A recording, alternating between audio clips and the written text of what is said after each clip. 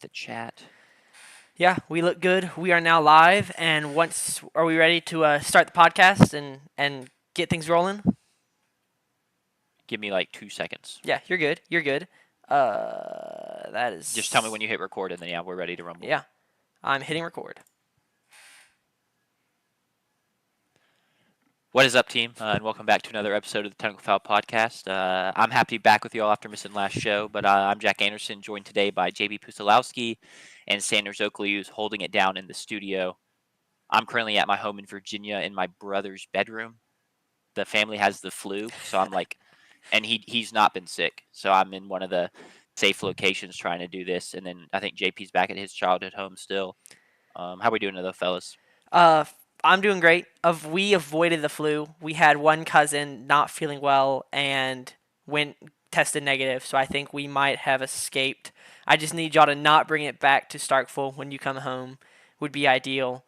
Sure. But no, great. Got to spend Christmas in the new house. All of our family came, or my mom's family from there. Came there, got to see it, which was really cool. But the only problem was we didn't have AC.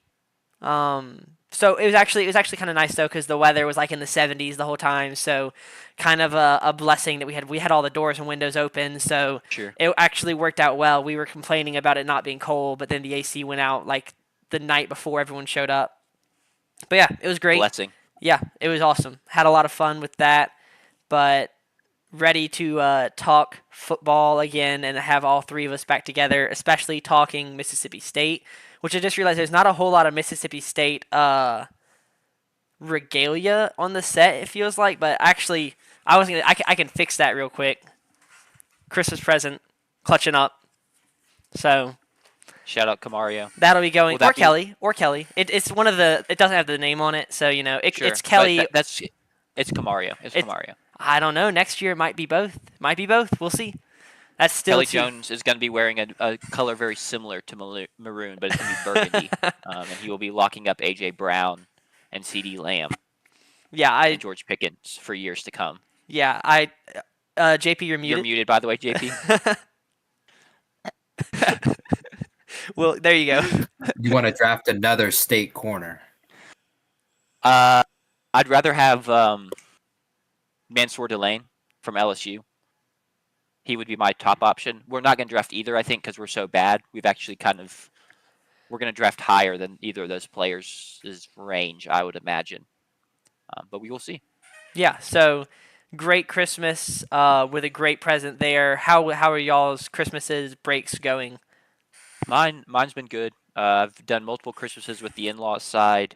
We'll do Christmas with my family. That's why I'm up here the 31st. So New Year's Eve, we'll do like our sibling gift exchange. I'll open a couple gifts from my parents. I'm so excited for that. The festivities are not over, but it's been fun. It's been good. JP, are you wearing a Christmas gift right now? I am wearing a Christmas gift right Congrats. now. Shout out Tyler Shuck. He cooked again. Cooked Cam Ward. Should have been the number one overall pick, clearly, as he showed yesterday. Kind of no argument there. He's now the leader for offensive rookie of the year. Yes. It's also, over 2,000 passing yards. It's kind of it's really happy to see that a quarterback is playing well, but it is at the same time very easy to ponder what could have been given how terrible the NFC South is. Sure. And how right I potentially could have been. But if we beat the Atlanta Falcons, finish 7-10, I think there's still a fair amount of TikTok comments we can go back and look at. I agree. And give a tough time. Real quick before we gotta move on, what's the Saints going to draft in the first round? Like, what's the biggest needs going into the offseason? Because you're not going to make the playoffs this year, but you're hoping to, do so next year, I'd imagine. The rebuild has kind of been jump-started here, so. It's got to be a receiver or some kind of skill position player. Kamara doesn't stay healthy, and Kendra Miller also doesn't stay healthy, so we've been running Audric Estime and Devin Neal at running back for multiple weeks on end, and they've been having good weekends. But if we could land a guy like Jeremiah Love, it could Sure. potentially change a lot. And then a receiver. Right now, what I've already said twice, and I'm going to continue to say, is I would like the New Orleans Saints to draft Carnell Tate. We need a receiver desperately He'd be a good because fit. You Chris can just Olave get needs help. you can just get Le'Veon Moss in the later rounds. Louisiana True. kid. It'd be like he's going back home. He maybe grew up a Saints fan for all I know. You could just do that, and then Carnell Tate I think would be a good fit. Shall we get into the content? Yeah, Tucker said something in the chat that's very true. It's Kelly and Camario, the number 1 jersey that I got for Christmas. It's Kelly and Yep. Camario for 2026, and then it's Camario and I believe Jaden is the brother in 2027 going forward. So he makes the point that no name means it's the gift that keeps on giving. So It's a great point. Do we know that his brother's going to wear number 1? no, I imagine Because doesn't he knowing. play offense? No, he's both sides. He plays safety, and I think from what I've seen, it's expected he'll play safety. Gotcha. But it's not set in stone or anything yet. It'll be one of those things where we figure it out, and he probably won't Sure. play a lot next year, especially if he. I don't know. All to be seen. Yeah, he plays over Braylon Womack in a stunner. Yeah. Yeah, I'm down to get started on the Sure. actual material we have for today. Well, and speaking of state football, that is where we're starting. It's the bowl game preview. Is the game on the 3rd? Friday, which Second. is Friday, the 2nd. I apologize. The game's on the 2nd. It's the Duke's Mayo Bowl.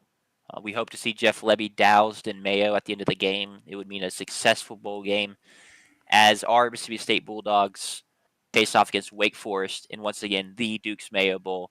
State's favored by 3.5. It's the night game. Should be a ton of fun. Y'all's thoughts on this game? That what y'all are looking to see as State fans in a game that does mean a lot because it's been a couple years since y'all been to a bowl game, and it's a huge accomplishment for Jeff Lebby and this team. But at the same time, is really just kind of a gauge and a stepping stone, hopefully, for future years. What are y'all looking for? Yeah, the bowl game is going to be a weird experience just because there's still so much about the roster. Even guys that haven't been in the portal, we don't know. Guys like Brennan Thompson and Jerron Manning who are applying for additional years. The NCAA, they're appealing for additional years. So we'll be watching games, and even it's hard to say, well, I want to see young guys play because I want to see what the team's going to look like. It's hard to even say that because we don't even know. Like it might be Jerron Manning and Brennan Thompson at wide receiver and safety next year. That's a weird situation to be in. But I do want to see the young guys play. Super excited for that, especially at wide receiver. Guys like San Francisco McGee, like with and like Aiden Williams, just seeing more touches. But it's going to be really fun, and I'm also excited, hopefully, to see just another game of Camario now with instead of a week or two of preparation, with an entire month of preparation with the additional practices. Camario's team now. It is Camario's team now. And it's also, JP, you mentioned it before. I was talking about how this is the first time we've been favored since the Alcorn State game, I think. Yeah. So it's now we're the favorites in a game, which is a weird feeling, but I'm super excited. We get the night game, and Jack pointed out that the thing about a night game is you have to feel sick all day, which you didn't have to experience for the Miami game. So that's, I guess, I would have nice. rather been sick all day. I think I was sick all day regardless, based off the offensive performance. Yeah, but it's all good. So I'm looking forward to that feeling in a way. It's kind of like riding a roller coaster where your stomach just like kind of hovers in the middle of your chest for a few hours. So I think it's going to be great. JP, what are your thoughts going into the bowl game? I mean, the biggest word that comes to mind is opportunity. It's Sure. a unbelievable gift that we've been given, and that due to the nature of the sport right now, where teams are 6-6, but because the whole roster is turning over, where coaches are leaving, we are given the exemption. What used to be known as the academic exemption is now just, oh, the other teams don't want to play in a bowl game exemption. So it's a unique opportunity in that way. We'll also be the one of two SEC teams left playing, and that's a very, very unique opportunity. It's a huge I wouldn't even say it's a pressure, but it could be a pressure of putting on a show for this conference because the conference hasn't played well in bowl games so far. Sure. Not that it's a representation of the conference, but it is something that people have pointed out and made um, the opposite of light dark of this conference. So it's either going to be, it's going to be us and Georgia more than likely still playing. So it's very huge opportunity there. It's a huge opportunity for what opens that day, transfer portal. It opens that day. Our recruiting staff will be working back in Starkville. But as soon as they get off the plane from Charlotte back in Starkville, hopefully smelling like mayo, Levy will be able to get right on the phones and he'll have a nationally televised standalone primetime night game and a huge opportunity to garner interest for the next 2 weeks, which will be visits in Starkville from transfers and Sure. hopefully some signees from transfers. So for me, that's the biggest word that comes to mind is opportunity. I do want to say though, when we first learned and we talked about that we were going to be playing in this game, I don't think it's a huge pressure moment. It's not if we lose, it's a bad look for the program because at the end of the day, we're a 5-7 football team. If Camario puts on a few more big time plays like he did in the Egg Bowl, then it's still going to garner interest. It's just Sure. there's a huge opportunity to garner so much more interest in this program going forward, and I can't wait for that opportunity. I'm I'm not going to be sick all day. It's a bowl game that has honestly no pressure on it. So I understand fandom and being sick all day, but there's no pressure on this game. It's what an opportunity is that we get to even watch them play in the game. So I'm Fair enough. not going to be sick all day. I'm going to be Yeah. chilling. And speaking about the offense, like showing out, and you hope to see that, it is a bowl game. I'm not going to pretend to know the state of Wake Forest's roster and who's all going to be playing and who's not, but they have put together a really good defense this year. Think about their game against UVA. They really stifled that good UVA offense. It is a good test to just kind of see. Obviously, you want to put on the show, but also like it's live game reps for Camario to see where he's at, and some of the younger wide receivers, like you mentioned. It's going to be a good test, and I think there is going to be, assuming that their defense is semi intact still going into this game, it's going to kind of be a good litmus test and potentially something that you're going to be able to take away something from at least that side of the ball, in my opinion. Yeah, and I'm also super excited to see. Well, we won't really see this, but I'm excited to know that all of our new coaches, specifically our new defensive coordinator Zach Arnett, some of our new offensive guys, hirings that were made like yesterday, are getting to see this. They're getting to see practices leading up to it. They're going to get to see a game. I imagine most of them. I know Arnett will not be like he's been doing practice squad stuff. He's not going to be participating in any of the play calling or running the defense on game day. But just to get to watch your guys play, that's a huge benefit over other teams and other coaches who, even teams that lost coaches and sat out the bowl game. Well, now your new coach doesn't get a chance to evaluate players in the same way. This is a really great opportunity for all of the new guys that we brought in. And I saw something like we are up to, I think, over half a dozen hires at this point, coaching hires, and so all these guys are getting hands-on time with players and practices, which is really exciting and is going to be hopefully helpful as we kind of decide who are priorities to keep on the roster, where some of the bigger holes are that need to be filled. I'm really excited for that part of it as well. And then Tucker makes a great point that 6-7 sounds a lot better than 5-8. So Sure. we got to keep that in mind as well. That's a big selling point in the portal. But yeah, I'm really excited to know that all of these coaches in the background are getting really important time with the players. Yeah. I think it's a good point. Yeah, sadly, that'll not be the last time that 6-7 is mentioned on this show.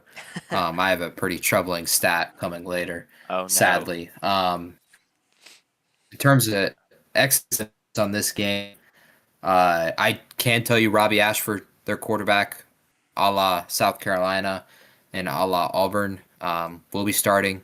He very dynamic with his legs and not very dynamic with his arm. Not a good season for him by any means. Just barely getting over 2,000 passing yards and then 9 touchdowns and 7 picks through the air. We did it as well, That boys. being said, What do we do? In our preview, we were talking about how we didn't expect him to throw for 60% completion. And there was one guy in our comments that was like, oh, he definitely is. 59.2. 59.2% completion. I forgot Huge. about that. Was that a Sorry TikTok to comment? interrupt, but I was like, no, I think it was on the YouTube video. We but may I have had to go see back if and we were respond right. to that. We got to go back and respond. That is hilarious. Where Wake Forest can get us offensively is with Robbie Ashford and his legs. Yep. He had 504 yards this season. If you take out sacks, he had 600 yards on the ground here.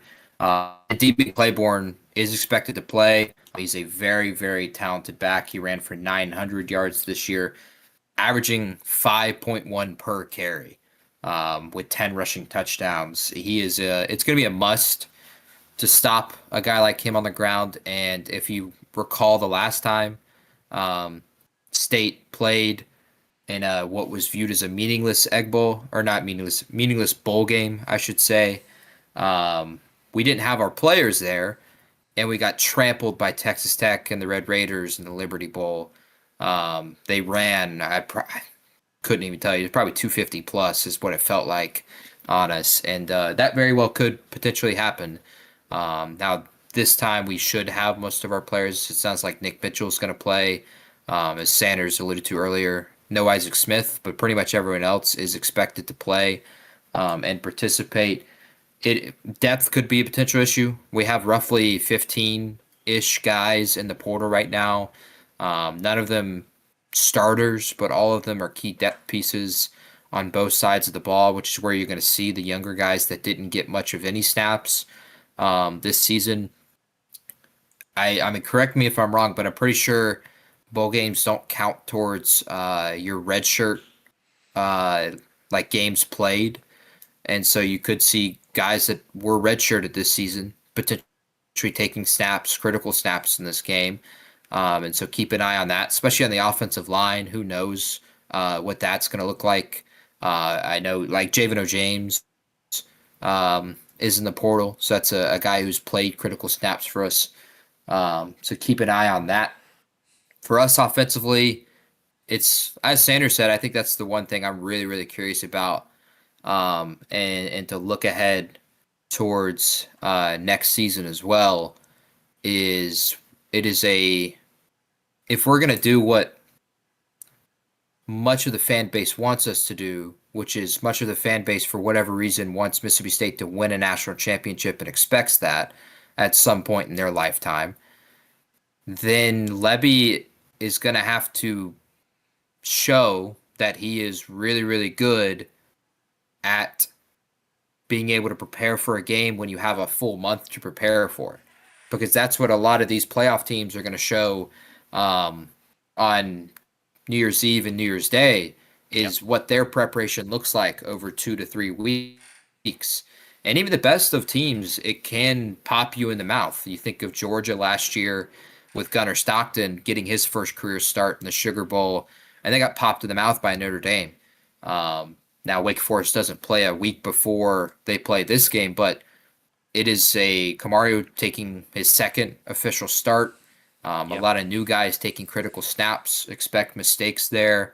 And I think for me, that's a huge thing, X's and O's wise. I'm curious to see what Lebby's got in the tank when he's got a full month to prepare for a team and for a specific game.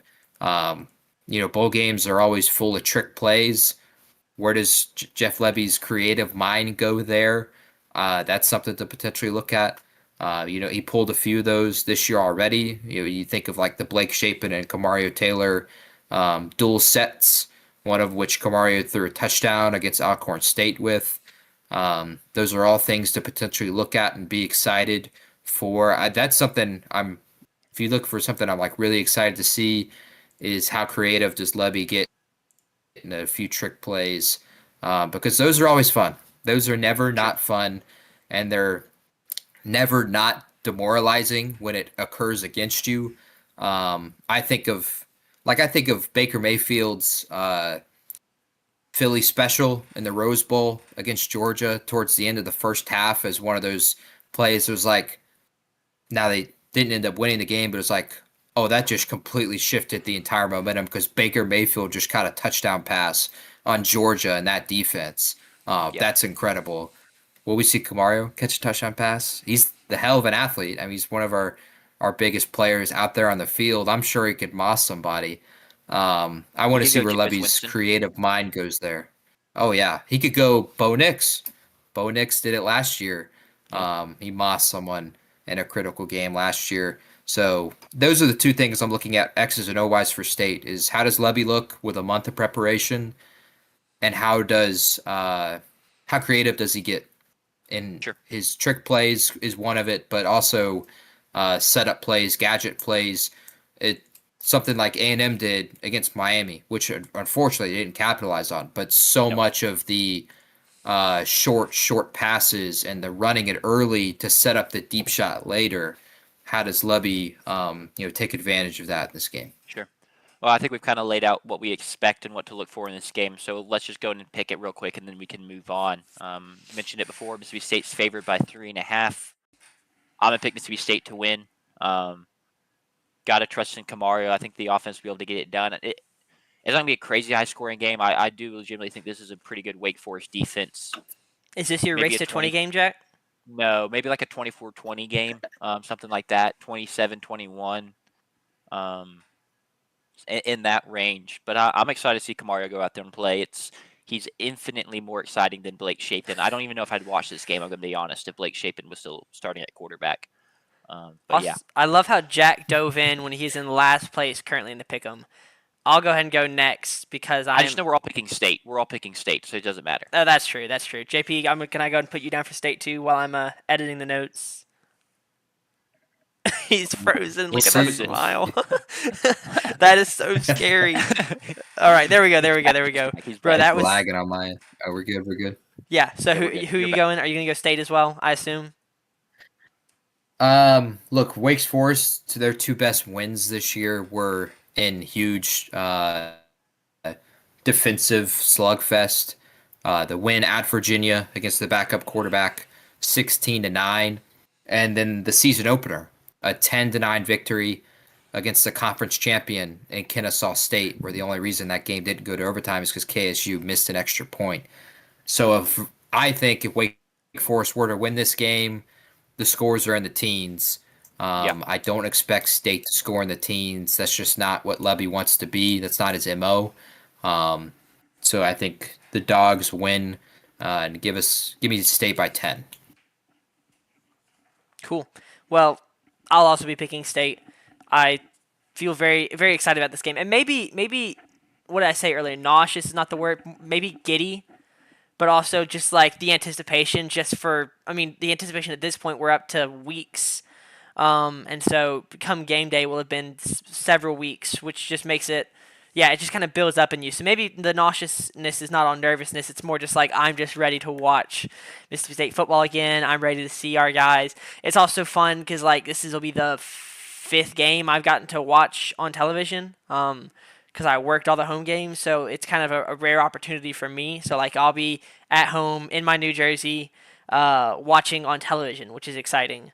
Getting to kind of see sure. a different angle and not have to focus as much on work as I do get to just the game. So all three of us are going Mississippi State. I think we're ready to Yeah, move on to the next one. yeah. We can move on to I guess the weaker games on the schedule. I was going But alphabetical, not excuse me, kickoff like yeah, timeline. that's totally fine. But like they just don't hold the same prestige as the Duke's Mayo Bowl. They're not playing for the same kind of glory. True. It is what it is. Some would argue they're playing I for think higher stakes. There's only one bowl that tops it, and it's the Pop yeah. Tarts Bowl. Yeah. Yep. But anyway, with that being said, Miami and Ohio State face off 6:30 p.m. on Wednesday, so New Year's Eve. Ohio State is a 9.5-point favorite. Y'all's thoughts on this game? JP, you want to kick it off? Yeah, I can go ahead. Look, a big thing Jack and I talked about going into that first playoff game between Miami and Texas A&M was whether or not the two teams could play well enough uh, that Jack and I would then have the confidence to potentially pick them over Ohio State. And given the way that game went, uh, my answer when we did our recap of those games was absolutely not. Jack, your answer is Absolutely not. yeah. That was a defensive slugfest, a really poor showing, obviously offensively for both teams, but Miami fully relied on the run game. Mark Fletcher Jr. ran for, I think it was roughly 170 yards. Career high for him. And the Yep. big thing that helped them in that game was that Carson Beck wasn't forced to throw the football a ton, and they kept it out of harm's way. They're not going to be able to compete in this game if he doesn't push the ball down the field to some degree.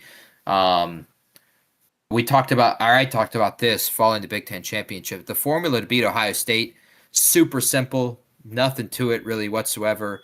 All you got to do is these things. Defensively, you got to limit explosives. You got to keep them from having Carnell take Jeremiah Smith over the top. You have to hold them under 3.3 yards per carry. Very easy. You need to force them to make tough decisions. Force Ryan Day to decide, do I go for it on 4th and 1 here? Do I kick the field goal? And the indecision forces something to go awry. You need to take points off the field because of that, a 4th down stop inside the red zone, a missed field goal. You need to force a turnover. That's defensively. Offensively, you have to find a few explosive yourself. I remember Mendoza found a couple of deep balls down the field in critical moments in that game. You need to run for at least 3.4 yards per carry. You need to stay within one score much of the entire game. Every time you're in the red zone, you can't do what Michigan did. You can't do it Texas Tech loves to do against BYU. Kick field goals. You got to score touchdowns. The ball's got to bounce your way. You got to stay out of predictable scenarios, and then you need to, on top of that, still win the special teams and get lucky. Miami can do all of those things. Miami is completely capable of doing all of those things, but can they do all of those things in one game? And that's what they're going to have to do. That's to be determined right now. For me, I think the biggest one for this game is Carson Beck. That's the biggest key for this game. It feels like a game where he's going to be forced to throw the football, and he will. Um, unlike he was in the A&M game, I think it goes south against that Ohio State defense, which we've already seen. We've already seen twice this season. Miami's two losses, SMU and Louisville. Carson Beck throwing critical interceptions. He had Yep. 3 or 4 against Louisville, and then he had the game loser along with another one against SMU. He cannot turn the ball over in this game, and he's facing the best defense he's played this entire year. I think that's one of the critical parts to this game. Speaking of how good that Ohio State defense is, Sure. of course, my photos just disappear. There we go. They're first in points per game allowed, 8.2 points per game allowed, 8.2. They're first in total yards per game, allowing just 213. They're first in passing yards, 129.1. And then limiting explosives, they're terrific at it. They've only allowed 26 plays this year to go for 20 or more yards. And then in the red zone, they allow a touchdown, or they allow points, sorry, not just a touchdown, points 67% of the time. Not the last time I'll use the number 6-7, sorry. But y'all's It's all good. keys to this game yourself. Yeah, I'll keep it on the Miami side real quick. And I kind of have to agree with everything you said. I wasn't on last show, so I didn't get to recap the Miami A&M game. But they really couldn't do anything. They finally found success late on the inside running duo, and that's just A&M's weakness. Is we struggled to contain inside runs, and really in any sort of run all season. And so props to them for abusing that. But I just don't. You're just not going to be able to abuse that against Ohio State. I don't think Ohio State has much better linebackers. Caleb Downs is a fantastic tackler. You're gonna have to get involved in the passing game, and at least against A&M, it wasn't there whatsoever. They tried some short stuff to get some yards after the catch, A&M was all over it. The one deep ball Carson Beck threw, he overshot his receiver, but for the most part, people weren't really getting open in that facet. Not that they tried that much. Now, to his benefit, they're going to be playing in a dome.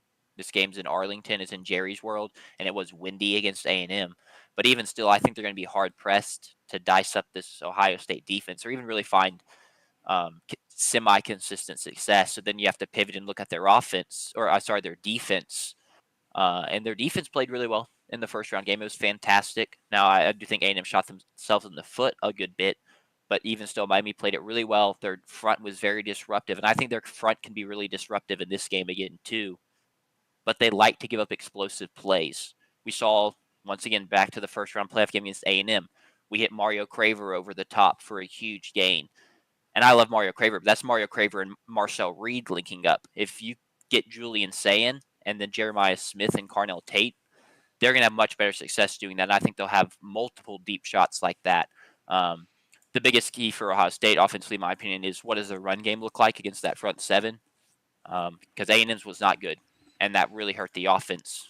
So are you just going to be able to completely take out the running back run game against Ohio State and make Sayin beat you solely through the air, or is there going to be some sort of balance? I don't know. But what are you looking for, Sanders?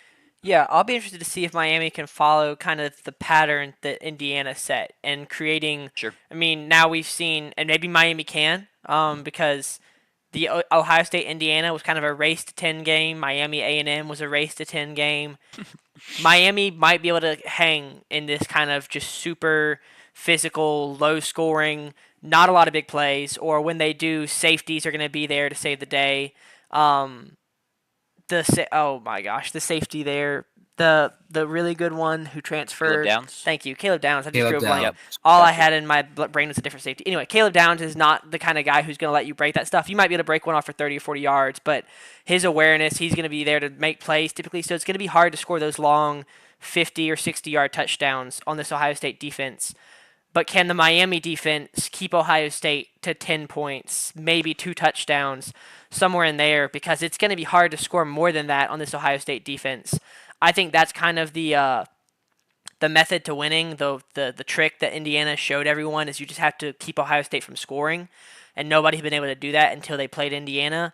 That's kind of my question: is can Miami's defense kind of rise up to the challenge? And Miami's defense has been remarkable all year, especially when you look at compared to last season, the improvements they made, holding Texas A&M to only 3 points in that first round. Can they hold Ohio State to that 10 to 14 range? Maybe get an interception that puts you on infield in the red zone, so that the touchdown is a lot easier. But that's the other thing I was going to say is, JP, you made the point about Texas Tech settling for field goals, Michigan settling for field goals. Indiana kind of did the same thing. I mean, they had 2 field goals and 1 touchdown. So, and the reality is that Miami's defense might give you field position that's averaging plus territory. We've seen teams do that, especially in, I think, the Alabama-Oklahoma games, where we've seen huge field position disparity. Even if Miami's defense is able to do that and get a interception and a good punt return and a strip sack, there's still no guarantee that Miami walks out of there with more than 12 points. I mean, you could get the ball 4 times in the red zone against Ohio State defense and walk out with 9 to 12 points. And I think that's a scary thing for this Miami offense, is like the Ohio State defense, like you said, JP, giving up like around 8 points per game is just incredible. And getting good field position is no guarantee of touchdowns. And that's with the fantastic offense in Indiana, like I said, only 1 touchdown, 2 field goals. That's what I'll be looking for, is can Miami keep Ohio State from scoring and then force some turnovers and capitalize on that and come out with more than just field goals. Yeah, I mean, I agree, Sanders, that the game plan for Miami to win is a defensive slugfest. The question now is, will they do that, / can they do that, and maybe will the Ohio State offense help them in that a little bit? Maybe drop some passes, have procedural penalties, errant throws, stuff like that, to make it a little easier to limit that offense. But anything else we want to add, or we can pick the game? I think we're ready. Yeah, I got. Oh, go for it. I got 2 things. Toss it in.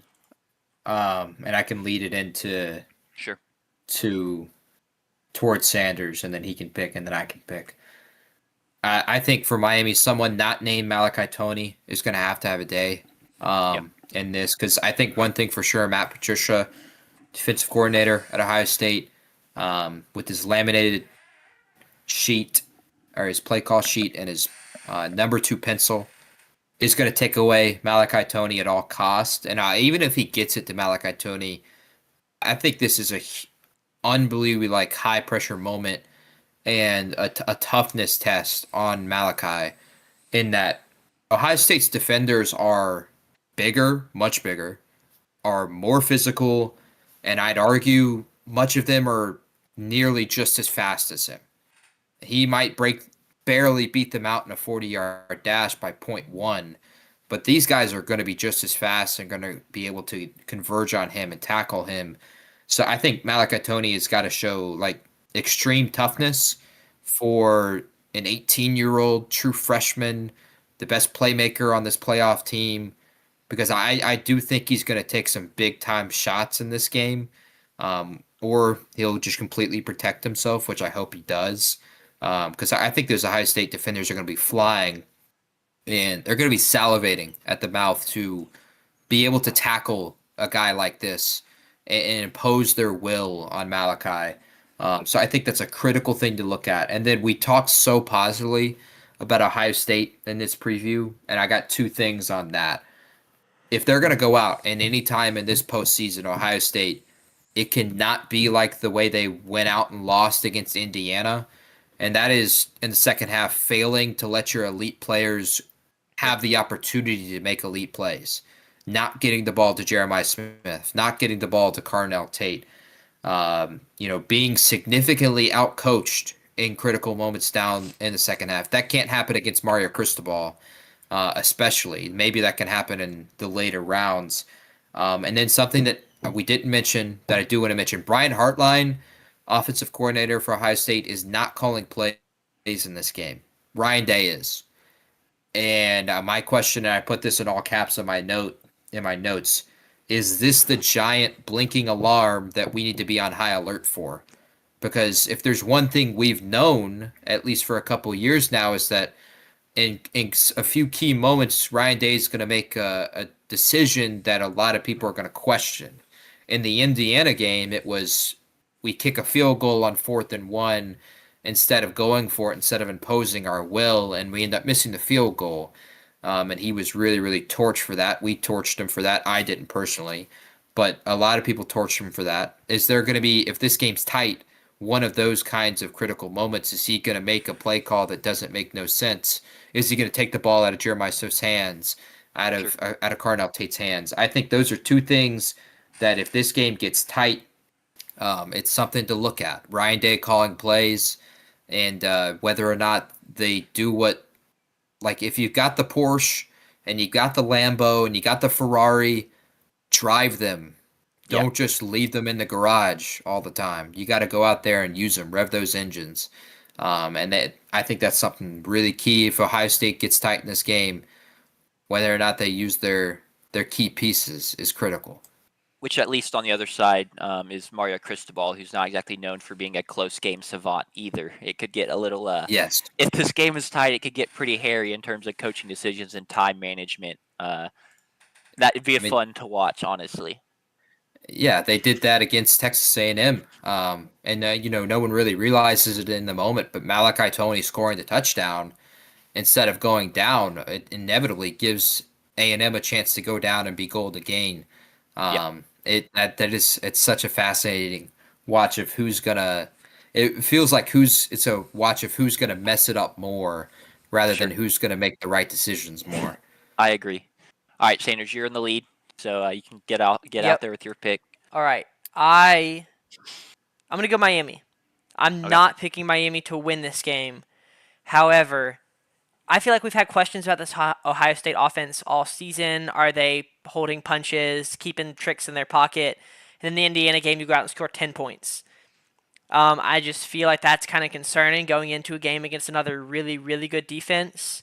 And so, yeah, I'll pick this game to be another like 13-6, 10-3 game.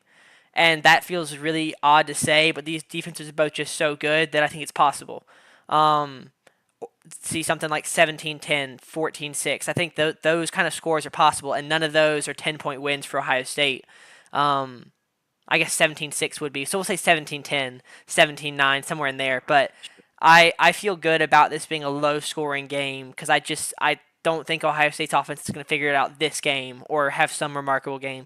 I think they've got the playmakers to do it, and I do think that they could certainly have one touchdown or one big play, but I don't think Miami's defense is going to give up play after play, quarter after quarter, big stuff. So I'll be going Miami to cover. Yep. What do you got, JP?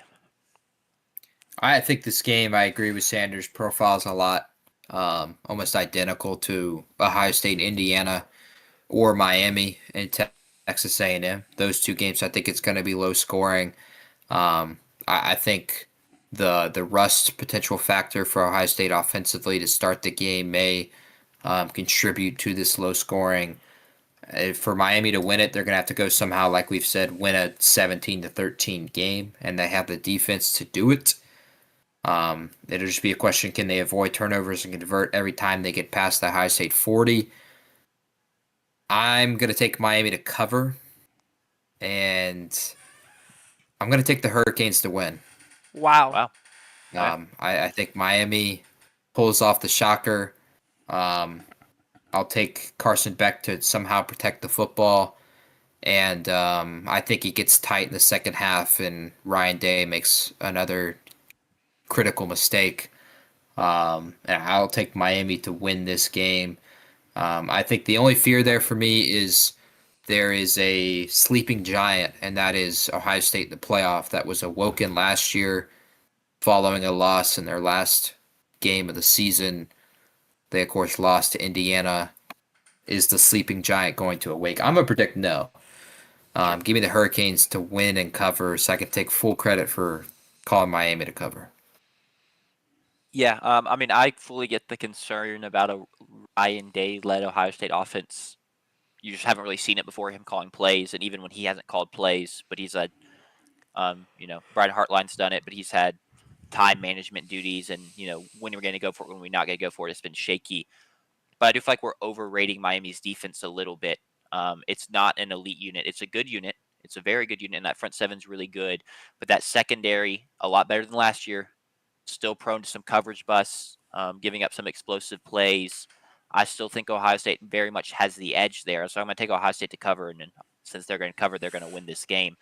They're not going to hang 40 on them, but 31, 28, I could easily see something like that happening. So give me Ohio State.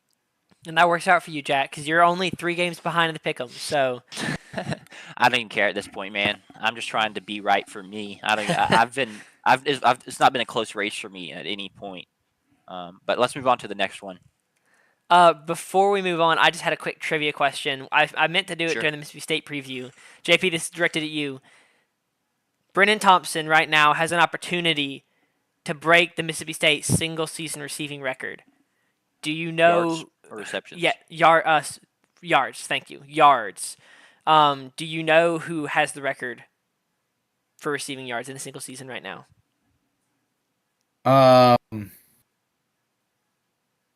Not off the top of my head. If I had to guess, it would be the one that passed away. Was that I forgot his name. who was it that just? Yeah, I can't remember who it was. It's Mekhi Polk. He's the leader currently. He Uh, should have stayed another year. yeah. So he's the leader at 1,046 yards. So if Brennan Thompson, he only needs 96 yards to break it, and he only needs 52 yards to become our 4th receiver ever to have a 1,000-yard receiving season. So that's another big part that I wish I had included in the Mississippi State preview, just kind of for him and to leave a mark on Mississippi State, which he's already done, but one in the records book as well. They run you Wilson. Wilson. Yeah, De'Runnya That was Wilson. his name. Another Kevin Coleman is number 6. So Brennan Thompson is 5, Kevin Coleman is 6. And that's one of the reasons when we were talking earlier, Jack, about us getting a portal wide receiver, I think there's a decent shot we have at getting one of the elite guys. Not just the top of tier 2, as you said, but one of the tier 1 guys. if Cam Coleman or Dallas Wilson or Nick Marsh comes to Starkville, I'll eat my sock. I just don't see it happening personally. Is it just? Can we get an expanded list as more guys enter the portal? Because 3 guys. As more guys enter the portal, I mean, Dallas Wilson's not even in the portal yet, so there's 2 But I'm just guys saying, right like, now. when Craver comes back in the portal and comes here, does that count as eating your sock? He's re-signed. We made him the know. highest paid wide Yeah, receiver I'm in just Aggie trolling. history. I'm just Sign an trolling. extension. But yeah, Whatever that Tucker means. got it. It was Polk or Molds. Let's see who is Molds? Where does he land? I thought I saw that name. I guess not. Sure. But yeah, Mekhi Polk at number 1. Other Mississippi State legends: Fred Ross, Chad Bumpus. Yeah. Crazy. All right, now after that, that came up yesterday because I was telling somebody, oh yeah, Brennan Thompson could break the record, and then we were like, well, who has the record? And none of us knew. So we can move on now to let's see, is that Oregon Texas Tech? Oregon Texas Tech is the Thursday game. There's 3 Thursday games. Thank you. The first Thursday game. It's the 11 a.m. kickoff or noon kickoff, depending on where you are. I'm an Eastern time guy currently, so it'll be noon for me. But Oregon and Texas Tech kick off Hard Rock Stadium. They'll be in Miami. It's a long journey for Oregon. It's pretty long for Texas Tech too, but much longer for Oregon. 11 a.m. kickoff. I'm trying to figure out who's favored. Oregon by 2.5. Thank you. Yes, Oregon by 2.5. I was looking at the Ohio State spread still, and so that was not computing in my head. But Oregon is favored by 2.5. Should be a good game. I think potentially a little more offensive game than the Ohio State Miami game. But y'all's thoughts on this game? What are y'all looking for? What do y'all expect to see? Yeah, what do y'all got? I'm excited. I'll go. You're about to say something, JP. Okay, I'm excited to see Oregon, kind of in the same situation as they suffered from last year. So last year, Ohio State gets kind of the tune-up game against Tennessee, if you want to call it that. It's a home game. They dominate Tennessee, and then they come in and they dominate Oregon, and Ohio State goes on and wins the national championship. This year, Oregon kind of has that same opportunity. They played James Madison last week in a home game. There was never really any concerns about losing that game. They win it, and now they go into this week having played a warm-up game, and they get to play a neutral site game against Texas Tech. It's not on the road, and Texas Tech hasn't played in 3 or 4 weeks now, however long ago conference championship week was. So I'm interested to see how does Oregon look. All their guys should be back healthy now. Kenyon Sadiq should be ready to go. DeCorian Moore should be 100% ready to go. I think it's stuff like that where I'm interested to see, does this become a trend that we see of teams that play week 1 really do have the advantage going into week 2, especially when you play potentially lighter matchups. I'm not trying to call JMU or Tennessee lighter matchups, but they won those games by large margins. They weren't down to the wire, so we'll say that. When you win your first week by a large margin, does that warm-up game set you up for success in week 2? I think this game will tell us a lot about whether or not that's becoming a trend. Sure. They're of the same talent, JMU and Tennessee, I'd argue. Last year's team and this year's team. Also, so Oregon scored in that game, right? But then JMU put down together this nice drive, just a true JMU football drive. And sure, it was only a field goal. But to say the game was never in doubt.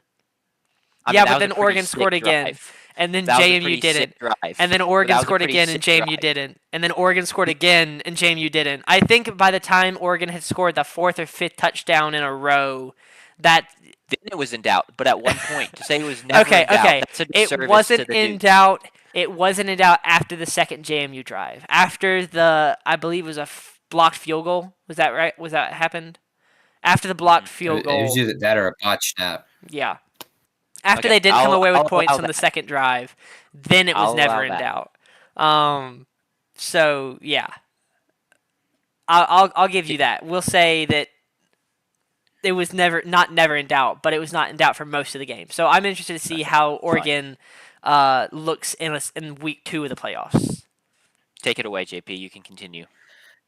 Yeah, right off the bat, you mentioned the travel. That's a big one. And I've talked about this every time that we've talked about Oregon so far in the playoff.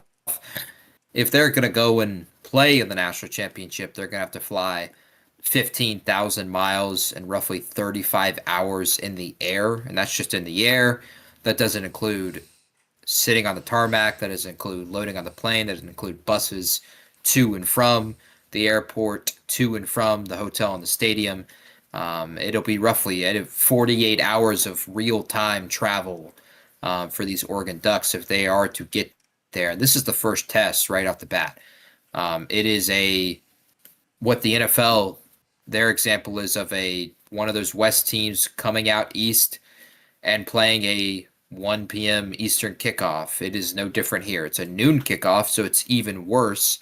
Oregon will be kicking off this game at 9 a.m. Pacific time, and that is a huge thing to handle. Also, given that, if it was a normal week in September, it's probably a little bit easier to handle, but Christmas was 4 days ago, holiday travel, all of that. New Year's Eve is the night before. You got your players. Look, I would love to, be all prepared and sleep before the game, but I'm staying up for New Year's Eve out there at least on the East Coast before I go to bed, right? Yeah. Like, do have any of y'all slept through the new year? No. No. I mean, not since I was Probably like when you were 1 year 7. old. Yeah, Yeah. 1 year old, something Yeah. like that. So I think it's a potential factor in this game. How slow does Oregon start? Because they started lightning fast against JMU, scoring 5 straight touchdowns to start that game, and that is in large part the reason they won that game because JMU came back guns blazing, and had Oregon not scored so many points, maybe that's a game that's in doubt in the second half, given the way JMU was playing. Texas Tech it's the one thing everyone's mentioned, but they have not lost or sorry, they have not won a game by less than 22 points this year. They've dominated everybody. They've controlled the script every single time. And in large part because of that, they are one of the top defenses at stopping the run and at forcing turnovers. They lead college football in turnovers with 31 takeaways this year, and that is because they have elite playmakers on the defense, but they force the opposing offense into a passing script. The more times you pass it, the more susceptible you are to turning the ball over than just handing it off. And so a huge start of X's and O's look at this game is, I think, what is going to tell the story is the run game on both sides. If Oregon can get some kind of running pulse and force Texas Tech into a script they haven't been in themselves, how does that affect Bedouin Morton and his passing, which he has not turned the ball over much this year, but if you've watched him play, he's had a ton of turnover-worthy plays. Yeah. He will put the ball in harm's way many, many times. And so how does Jordan Whittington and that Oregon running game start the game? I think it's really critical. And on the flip side, for Texas Tech, if they're going to win a game by 22 points or more, like they have all year, I think they've got to start with run game themselves. And that starts with Jacoby Williams and Cameron Dickey, who are both averaging 5.5 yards per attempt this year. They've been running it really, really well. Dickey is a guy who's not super fast, but he's sneaky. He'll find 5 to 7 yards that looks like it's going to be 2 or 3 yards. Jacoby Williams is going to pop you for a 25-yard run a couple times a game. And Oregon's susceptible to giving up the run. I think they're 45th in the country in terms of run defense, and that's playing in the Big Ten, where a lot of schools will run the football. I think that's a huge part to this game is how do those teams control the run? Because if Texas Tech could get the same script, Dante Moore has turned the ball over multiple times this year, and especially in big games as well. It's one of the first things I'm looking at. I got a few others, but y'all got things you're looking at, especially Jack. Basically what you already touched on, the run games, because if I'm Texas Tech and I have the ball in Morton's hands to win me the game, I feel terrible about that. Oregon has the decided QB advantage edge here. And then, like you said, though, on the flip side, if Oregon can't run the ball, Dante Moore is prone to some turnovers in his bigger games. And also, it's that Texas Tech defense. They're just kind of going to turn over whoever they play at this point, whether it's Jacob Rodriguez, one of the other linebackers, a DB making a play, Bryce Pollock or whatever his name is, former Mississippi State Bulldog. But like they're gonna force turnovers unless you can just keep yourself in a very favorable game script, and then you can get out unscathed. but you got to run the ball to do that. So that's really what I'm looking at. I think you summed it up really, really nicely, JP. Yeah, I think another thing you could potentially be tested on is even if they are forced to throw, and they being Oregon in this game, because they are trailing at some point in this game. Texas Tech hasn't faced a top 35 passing offense this year, which is surprising given the Big 12 stature, the amount of passing offenses that have been elite in that conference. But this year it was really run game teams all year. Arizona State led a lot more on the run with the injuries with Sam Levitt and Jordan Tyson. BYU dominant on the run. Kansas State dominant on the run. And Utah, the team that Texas Tech blew the doors off, had Devon Dampier, who's been a pure runner for much of his career. So they haven't been tested through the air really at any point this year. Like the best passing quarterback in the Big 12 was Brendan Sorsby, who Texas Tech did not play, or Rocco Becht. And Rocco Becht didn't have his receivers because they both left towards the draft. So I say all that to say Texas Tech hasn't been tested through the air much of this year. They have not faced who people are saying, Todd McShay, most notably, saying Dante Moore should be like the number one pick, the number one quarterback off the board. And then the elite weapons that Oregon has, especially in the passing game, and Benson, DeCorian Moore, and Jeremiah McClellan. Now, they won't have Evan Stewart in this game. He hasn't practiced. So I'd be shocked, personally, if he plays in this game because he hasn't practiced leading up to the bowl game. But how do, as you mentioned, former Bulldog Bryce Pollock or Brendan Jordan hold up in the passing game? And also, how does that front work against Oregon's front? Oregon has always had really, really good offensive line play, and they've had good offensive line play, especially at the tackles this year. So do David Bailey and Romello Height get the same kind of push that they have gotten a ton this year? I think it's a really keen thing to look at. I'm super excited for this game because on paper, it feels like you look on both sides and you could say both of these teams very well could win this game. That's why the spread is the closest out of any of the spreads in this second round. And then also, there's just so many fun playmakers on both sides of the ball for both teams. Texas Tech is it's not your typical like underdog story of one of those brands that just kind of appears like TCU in the playoff. They had Max Duggan and Quentin Johnston, and Kendre Miller and Imari DiMercado. But outside of that, could you name another guy on that team? I could. Shadrach I won't do it Banks. right now. But for Texas Tech, you could name 15 or so guys on both sides of the ball that have made critical plays. I didn't even mention they have one of the best tight ends in the country as one of their best weapons. The receiver talent is very, very deep. Everyone's got playmakers in this game, and so it's going to be really, really fun to watch these two brands and these two programs. What will Dan Lanning's speech be like? You know, he has the famous, which I would say infamous personally. They're doing this for clicks about Colorado. Now Texas Tech doing it all on money. You know, all biggest NIL in the country outside of Texas. What will that pregame conversation be like? I think that's something that we hopefully we get a look at in this game, that we get to hear it, because I think Oregon. If this is a game that I think they will dictate. I think they're going to be the team that either goes out and wins it, or Dante Moore makes a few critical mistakes and allows Texas Tech to win this game. I don't see too many paths. I'd be shocked. I'm sure everyone would be if Texas Tech wins a game again by 22 or more. But I also would be kind of shocked if they really felt like they dictated the entire game. This is one of my biggest notes in this game is that there's going to be just moments in this game where Texas Tech is really, really going to take control. And that's a big explosive play over the top, or a run from Jacoby Williams, or even defensively, a huge sack or a huge negative play. The question will be, can they convert? because Oregon very well could give up the big play, tackle the dude inside the 5, and Texas Tech could do what they've loved to do against BYU and just kick a field goal. That's a critical part to the game. It's a 4-point swing. On the other hand, they get a critical sack. Let's say it's 1st and 10, and all of a sudden 2nd and 17. Well, Oregon has the playmakers to pick up 2nd and 17 just like that, very, very easily.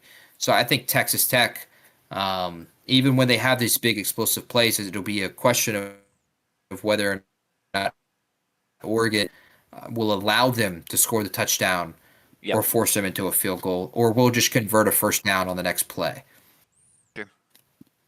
Well, anything else, or shall we pick this game? Let's pick it. Cool. Sanders, you first. I'm gonna go Oregon.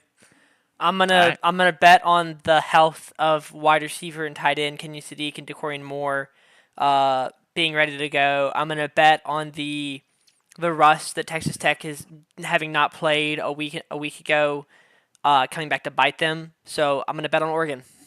I'm gonna bet against JP's traveling across the country, missing sleep, which Tucker did raise a great point. You asked how many of us have slept through the ball dropping on New Year's Eve, and he said we've never had to compete for a national title the day after New Year's Eve. So I'd give up watching the ball drop one year if it means I'm a contributor for a title contender, which is fair. I imagine that we've never been in quite the situation that these guys are in. True. That's a fair point. I don't hate that point. I'm gonna take Texas Tech to win this game.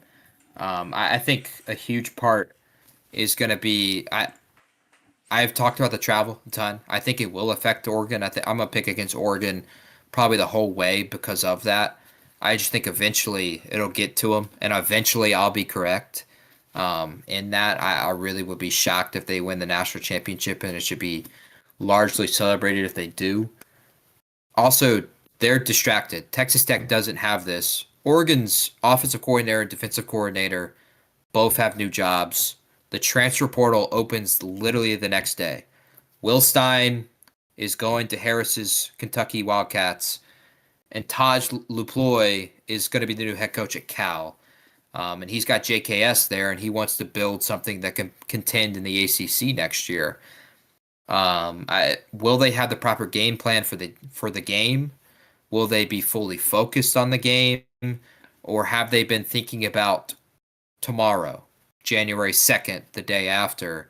Have they been thinking about who do I want to take from this building and take with me to my next coaching job? What players would I like to bring with me? All of those things. I think Oregon's distracted in this game, which it's hard to say when you talk about Dan Lanning. He's one of those coaches you just never would expect that. Then I also think travel gets to him. Give me Texas Tech. Shout out CT and the Red Raiders to win and cover as a back-to-back upsets start our college football playoff, according to me. Yeah, I'm going to take Oregon. I just don't feel good about taking a Baron Morton-led team, which I know there's so much more to it than that. But just to make it nice and simple, Dante Moore versus Baron Morton. I'm taking Dante Moore's team to win this game. And there's another thing, too, of Oregon has been to the playoffs before, and I think that does help. Not that it went well for them by any means, but they have multiple playoff games under their belt. They know a little more what to expect. Texas Tech's first time. I think it means something. So give me Oregon to win and cover.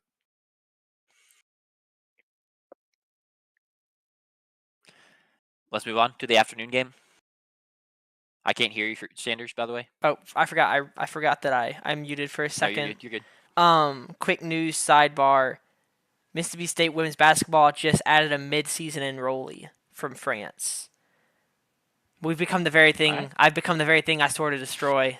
All of these basketball players from the NBA and international players just hot. Like I don't. I'm very excited to see her play. Go ahead. LeBron James is eligible to return to college, so Yep. there's a theory going out there that he'll retire after this year. and then join whoever makes the biggest NIL offer, of course, Yeah, because he for needs the next year. bag. Yeah. Since LeBron has never played a collegiate game, he has collegiate eligibility. So Yeah, which is just look out for that. yeah, Sure. that's ridiculous. It's getting crazy because I've seen now players who have signed two-way contracts, like who have played NBA minutes, are now like taking scholarship offers and official visits. Like, oh man, I need somebody to fix it because it's crazy, wild that kind of stuff can happen. I don't hate the international. Like, it's Josh Hubbard needs help. That's all I'm saying. well, it's a women's basketball player, so Well, but no, I mean, maybe I'm oh saying maybe Christian should look at the same thing. yeah, maybe go get Jokic or something. I don't know. Just not SGA. I don't want. Ooh. I don't want to watch SGA play for Mississippi State. Fiondu Kabengele only played a couple years. Who else could you get? Chris Kumaji Does it matter is how many another years big they man. played? Probably not at this point. Dude, You never know. I would just take Dwight Howard in his current state. You know, like he You would think- be better than the big man we have. And isn't Kohler he Smith? like? Can you come back, brother? Yeah. No, because he's already used his college eligibility. So we got to I find don't know if guys. that matters at that point, man. True. He can put in a waiver. He can put in a waiver. Yeah, exactly. Get an appeal. But yeah, it's getting ridiculous the number of guys that are able to come back and just endless eligibility and stuff like that. But yeah, did y'all see? I didn't send this video because I didn't want to get accused of being a Twitter fan. But also, it's the NBA, so the extent of my fandom is Twitter. I saw a video of, I think I bookmarked it.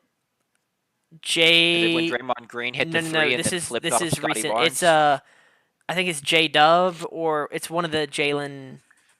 It's an OKC guy. It probably was J Dub. And how he like trips players, and like Oh, Lou Dort. You're talking about? is that Lou Dort? Yeah. Yeah, Oh, Lou Lou Dort. Dort's no Yeah, scumbag. Yeah, that's Okay. yeah. I hate him. He's terrible. He's a terrible, terrible person. He just gets people hurt. Okay, I didn't know if that was a well-known thing. I didn't want to send that and be like, yeah, these are just like selected clips. You're just a clown of an NBA Twitter fan. But I did see that as like this. That is Well, We wouldn't have called you a clown because you're a self-admitted Twitter fan. So Yeah. it'd been like you coming and asking a question. Yeah. But no, it is well known that he just goes out there to hack and try and hurt people. yeah, man, I hate the Thunder. when there's that many clips, that you can make a montage Yeah. of It's literally bad trying to sign. hurt someone. But what? Okay, it's so not what about just the Twitter montage of narrative. Shea flopping? Excuse me. Well, then there's discourse about what's flopping and what's not. Can you just settle for Oh. foul Yeah. calls? Okay. Lou Dort, like it's bad enough that Lou Dort will now get called for offensive fouls when he kicks his legs out because the refs know Yeah, I that mean, he's going to do it and they just look for it. Like he had That's- one against the Spurs. He hit a massive three. and that's the one but with for some Wemby. reason kicked his. No, No, okay, it's a this is a different, different one. one. I think Harrison Barnes was closing out on him. He hits a massive three. The Wemby one, they called a foul. We challenged it. They reversed it. But Yeah. another one in our next game against them, he hits a massive three. For some reason, kicks out his leg. So he gets called for an offensive foul. The three gets wiped away. We go down score. Yeah. He's a bozo. That's just I'm watching the montage again, and that is ridiculous. I'm gonna go. Yeah, that's just ridiculous. Makes me. Oh man. Okay. Cool. He's gonna be off the team soon anyway. So Yeah. Well, he's not good enough. still won't make me like We the Thunder. expose. No We can one. just put Wimby on him, and then Wimby doesn't actually have to guard him, and then he just misses all his threes. Yeah. So, dub. Chromie said let's get back no on one track really here. says he won't flop. It's more that it doesn't detract from his greatness. The Twitter fans overreactor. That's funny. Yeah. Okay. We don't have to get into the Shea debate because I know JP is a Shea fan. I'm not a Shea fan, and I don't think either of us will change our minds. I mean, Shea's been the second best player in the NBA this season. So All right. Let's do Ole Miss versus Georgia. Take it away. it's Alabama, Indiana. Oh, thank you. I skipped one. Alabama, Yep, you're Indiana. Alabama and Indiana face off in the Rose Bowl, and I just want to kick it off by the storylines here are pretty immaculate. Who would have thought it's an Alabama versus Indiana playoff game? And Indiana's kind of like the powerhouse, the team that has been dominant all season. They've not lost. They won the Big Ten. They're favored by 7 in this game. Meanwhile, Alabama is the team where their quarterback after the first round game is, talking about how they're fired up and they feel disrespected and they're the underdog and no one wanted us here and no one thought we would win this game. And as crazy as it sounds, he's not wrong. Like, for him to feel like the underdog in this scenario of people don't think we're good enough, he's not wrong. But at the same time, you're an Alabama quarterback. You play for Alabama. It's crazy to be in the spot to be able to use that as fuel. The storylines here are fantastic. I already mentioned Indiana's favored by 7 in the Rose Bowl. 3 p.m. kickoff. Y'all's thoughts on this game? What do you got? Sanders, what do you got? Okay, I'm gonna JP call is you out like a frozen again. teacher. JP is No one frozen. raises their hand. Yeah, Oh, okay. That hurts. That hurts. I apologize. yeah. I'll go. He's staring at me really creepily as he. Oh. Oh, we lost him. We lost JP. That's why he wasn't We'll saying wait anything. just a second. Then he's back. All right. Welcome back. Are you good, JP? You look to be good. Yeah. All right. Cool. He's back. Yeah. The stories around this game are really really interesting, and I can't wait to watch it.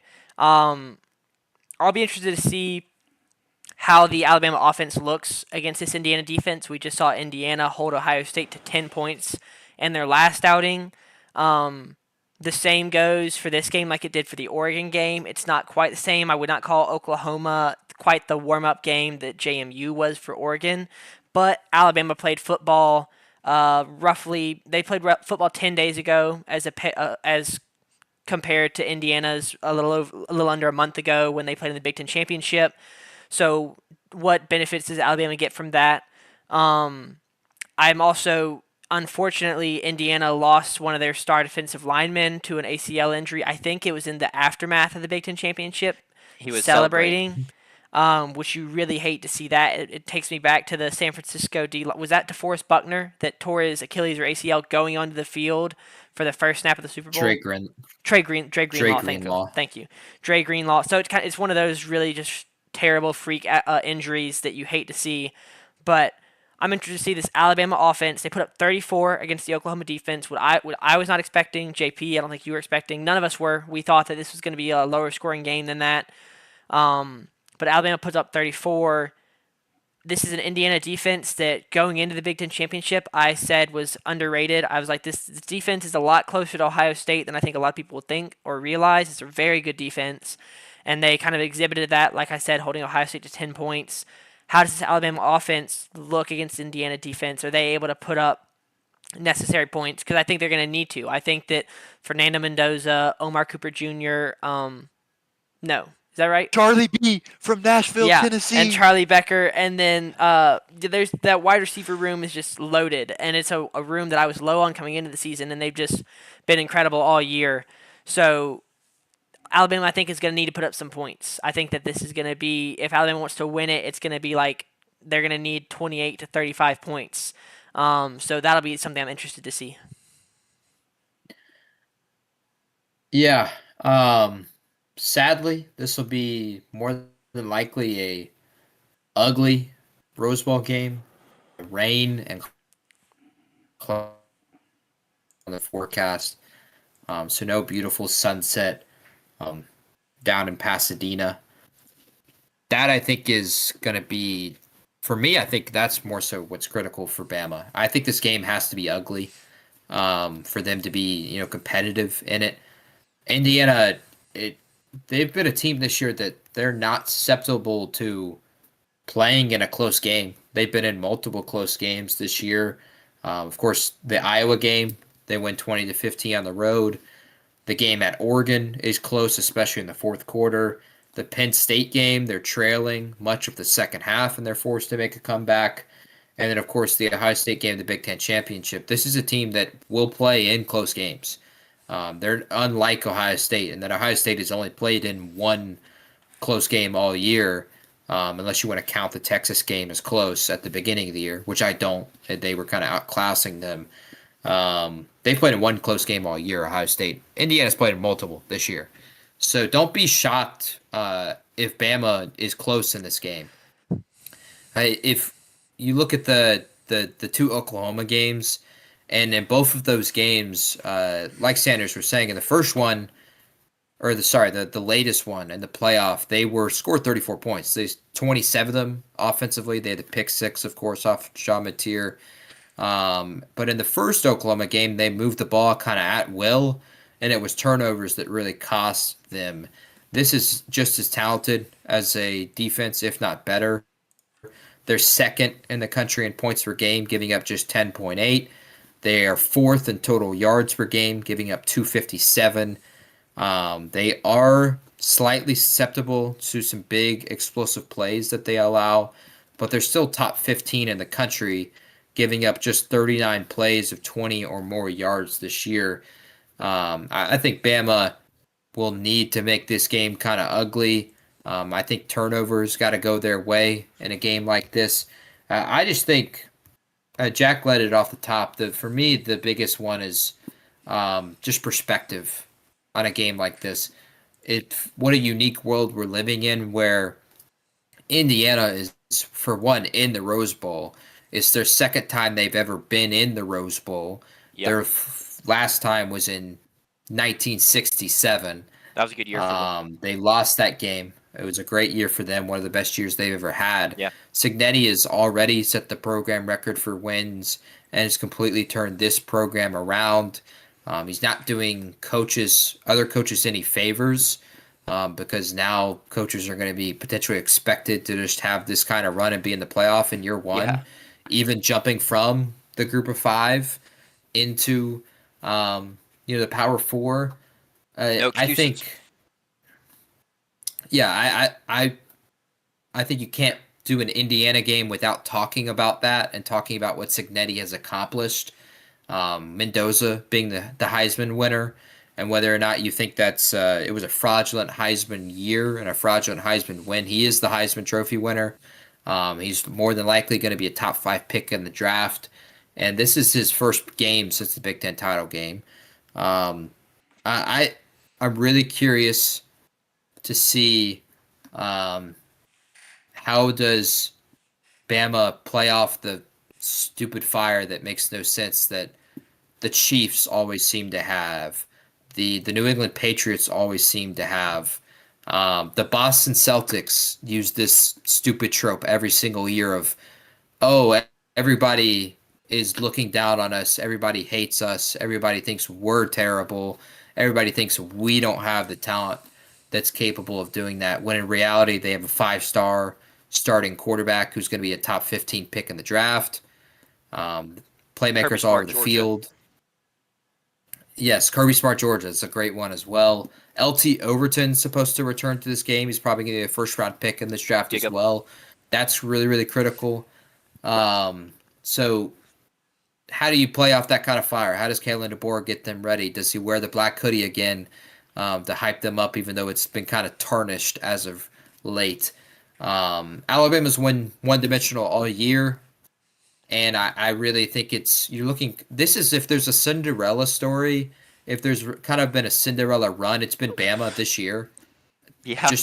Which again, it's crazy to say that with Alabama, but that's not a Cinderella that is how their run. team has been. It feels that way, though. Everyone counted them out after their first week. This team isn't good. They're going to have to fire Kalen DeBoer. And so for them to be here with a playoff win under their belt, it's a pretty remarkable run, to be honest. I guess. I think it's a huge question of, can they continue that run, because it's going to, if they're going to win 3 more games and win the national title, it's going to be a Cinderella run to have even made that far with no run game, with no semblance of a run game, with Ty Simpson getting eaten up multiple times throughout the game. They have been so susceptible this year to having Philadelphia Eagles type of halves where they don't score points, where they cannot move the ball, when they can't pick up a first down. They are very susceptible to that kind of thing. And so for them to, I think it's still a credit to them, for them to be even in this spot where in critical games they have had those kind of scenarios, I think it speaks, large numbers to them. And it also speaks large numbers to have we seen them play an entirely perfect game yet? That is completely potentially in the cards for a team like Alabama. Will we see a repeat of last year's Rose Bowl where Bama just hits deep shot after deep shot. Jeremy Bernard, Ryan Williams, touchdown, touchdown, touchdown. And all of a sudden, Indiana's behind the 8 ball, and Mendoza and the Heisman Trophy winners got to lead a comeback down there in the Rose Bowl. I'm really curious to see about that. I think this game really, really profiles to the winner of this game is going to have a player or players have all-time Rose Bowl moment, an all-time Rose Bowl stat line. And you think of like JSN with his stat line where he had all of those yards. Jeremiah Smith last year, Saquon Barkley at Penn State when they played USC. You think of the Georgia-Oklahoma game, it was Nick Chubb and Sony Michel combining for 250 plus total yards and 5 touchdowns, including the game winner. That kind of performance, who's going to have that? I think that is a critical part to this game. Is it going to be Omar Cooper and Elijah Surratt that have that? Or is it going to be Isaiah Horton and Jeremy Bernard and Ryan Williams? I think Yep. that's something to really look for in this game, is who has the Rose Bowl moment to help their team win. I think it's a good point. It sucks for Bama. The weather's not great for a team that can't run the football. I'm curious to see if they're once again practicing with soapy footballs or not, though, or if they put that to the side after their week 1 loss to Florida State. But no, I think what I'm looking for in this game is, well, one, what Ryan Grubb said / promised this week was that they're not going to start slow on offense. That they've taken the steps to make sure that's not going to happen, because that's been an issue for them recently. They bounced back and overcame it in the Oklahoma game. They did not overcome it at all in the Georgia game. They were slow and stagnant the whole game. But if they could actually start fast offensively and get out to a lead, that would be huge. I mean, because why would it not be? Personally, Ryan Grubb, I feel like you've made a promise that you can't necessarily keep. That's a little bold of you to promise that, because the offense is just limited, so it can be hard to start off fast, I guess. But maybe they will, and that'd be huge. But then also, what does the Bama defense have? I don't expect Bama's offense to score a ton in this game. What they really need to do is put together a couple drives where they maximize and score a touchdown, and Ty Simpson does his things, and they get Lottie Brooks and Jeremy Bernard involved, a couple explosives, and then let their defense limit that Indiana offense however they can. That front seven's coming along. You mentioned LT Overton's coming back. They've had young guys step in and play better down the stretch. That secondary's been very good. They forced key turnovers all season long in big wins. Think about the Vandy turnovers against Dago Pavia, the massive pick six last week against John Mateer. They need a couple of those moments from that defense. But I really think Bama's defense is the key swing in this game. Is what kind of juice do they have against that Indiana offense to win inevitably? That Bama offense has a bad stretch and goes cold. Can their defense keep them in it and play complementary football and bail them out? I don't know, but that's what I'm looking for.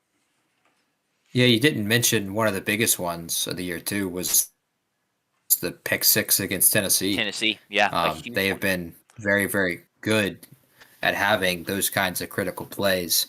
Tucker mentioned that in the chat, and also you saying that, yeah, it's something they're going to need in this kind of environment, in this game, on such a big stage.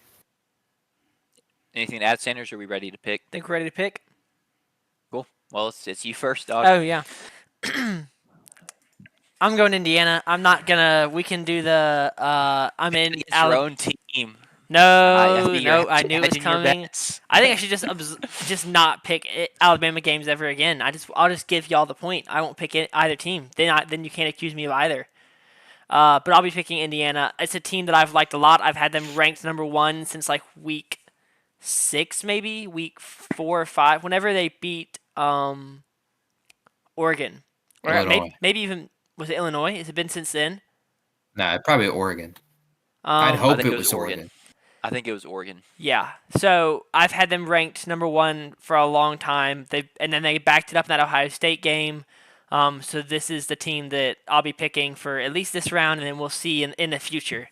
So Sure. yeah, Indiana. JP, what do you got? I thought with the first round game between OU and Bama that it was different in with Miami and A&M, that there was, for Miami and A&M, I thought there was a shot for either of those teams to beat Ohio State in the second round, depending on how they played. Yeah. I think for these two with OU and Bama, how I felt before is still how I feel now. There's no shot, no matter what had happened in the first round, for either of these teams, I think, to be really alive in this game and really have a chance in this game. OU has had no offense all year, and so that was going to be troubling. And for Yeah. Bama, like I mentioned, they have been shut down offensively for halves at a time numerous times this year, and Indiana just did that against Ohio State, shutting down Jeremiah Smith and Cardinal Tate and Bo Jackson and Julian Sand, who literally a week prior had got whatever they wanted in the big house against Michigan in the snow. I think that's really, really dangerous for Bama. And so I think Indiana, because of the way that they play football with Kirk Cignetti, and much like Nick Saban and that system, and much like Kirby Smart does at Georgia, they don't beat themselves. They do not beat themselves. They out execute you, and they will, even if it's close, they're going to. They've been in multiple close games this year, but they have not lost one this year because they've been so good down the stretch at executing. So give me Indiana, but I'm going to take Bama to cover. I think I'll split the fence there. I think this will be another close game.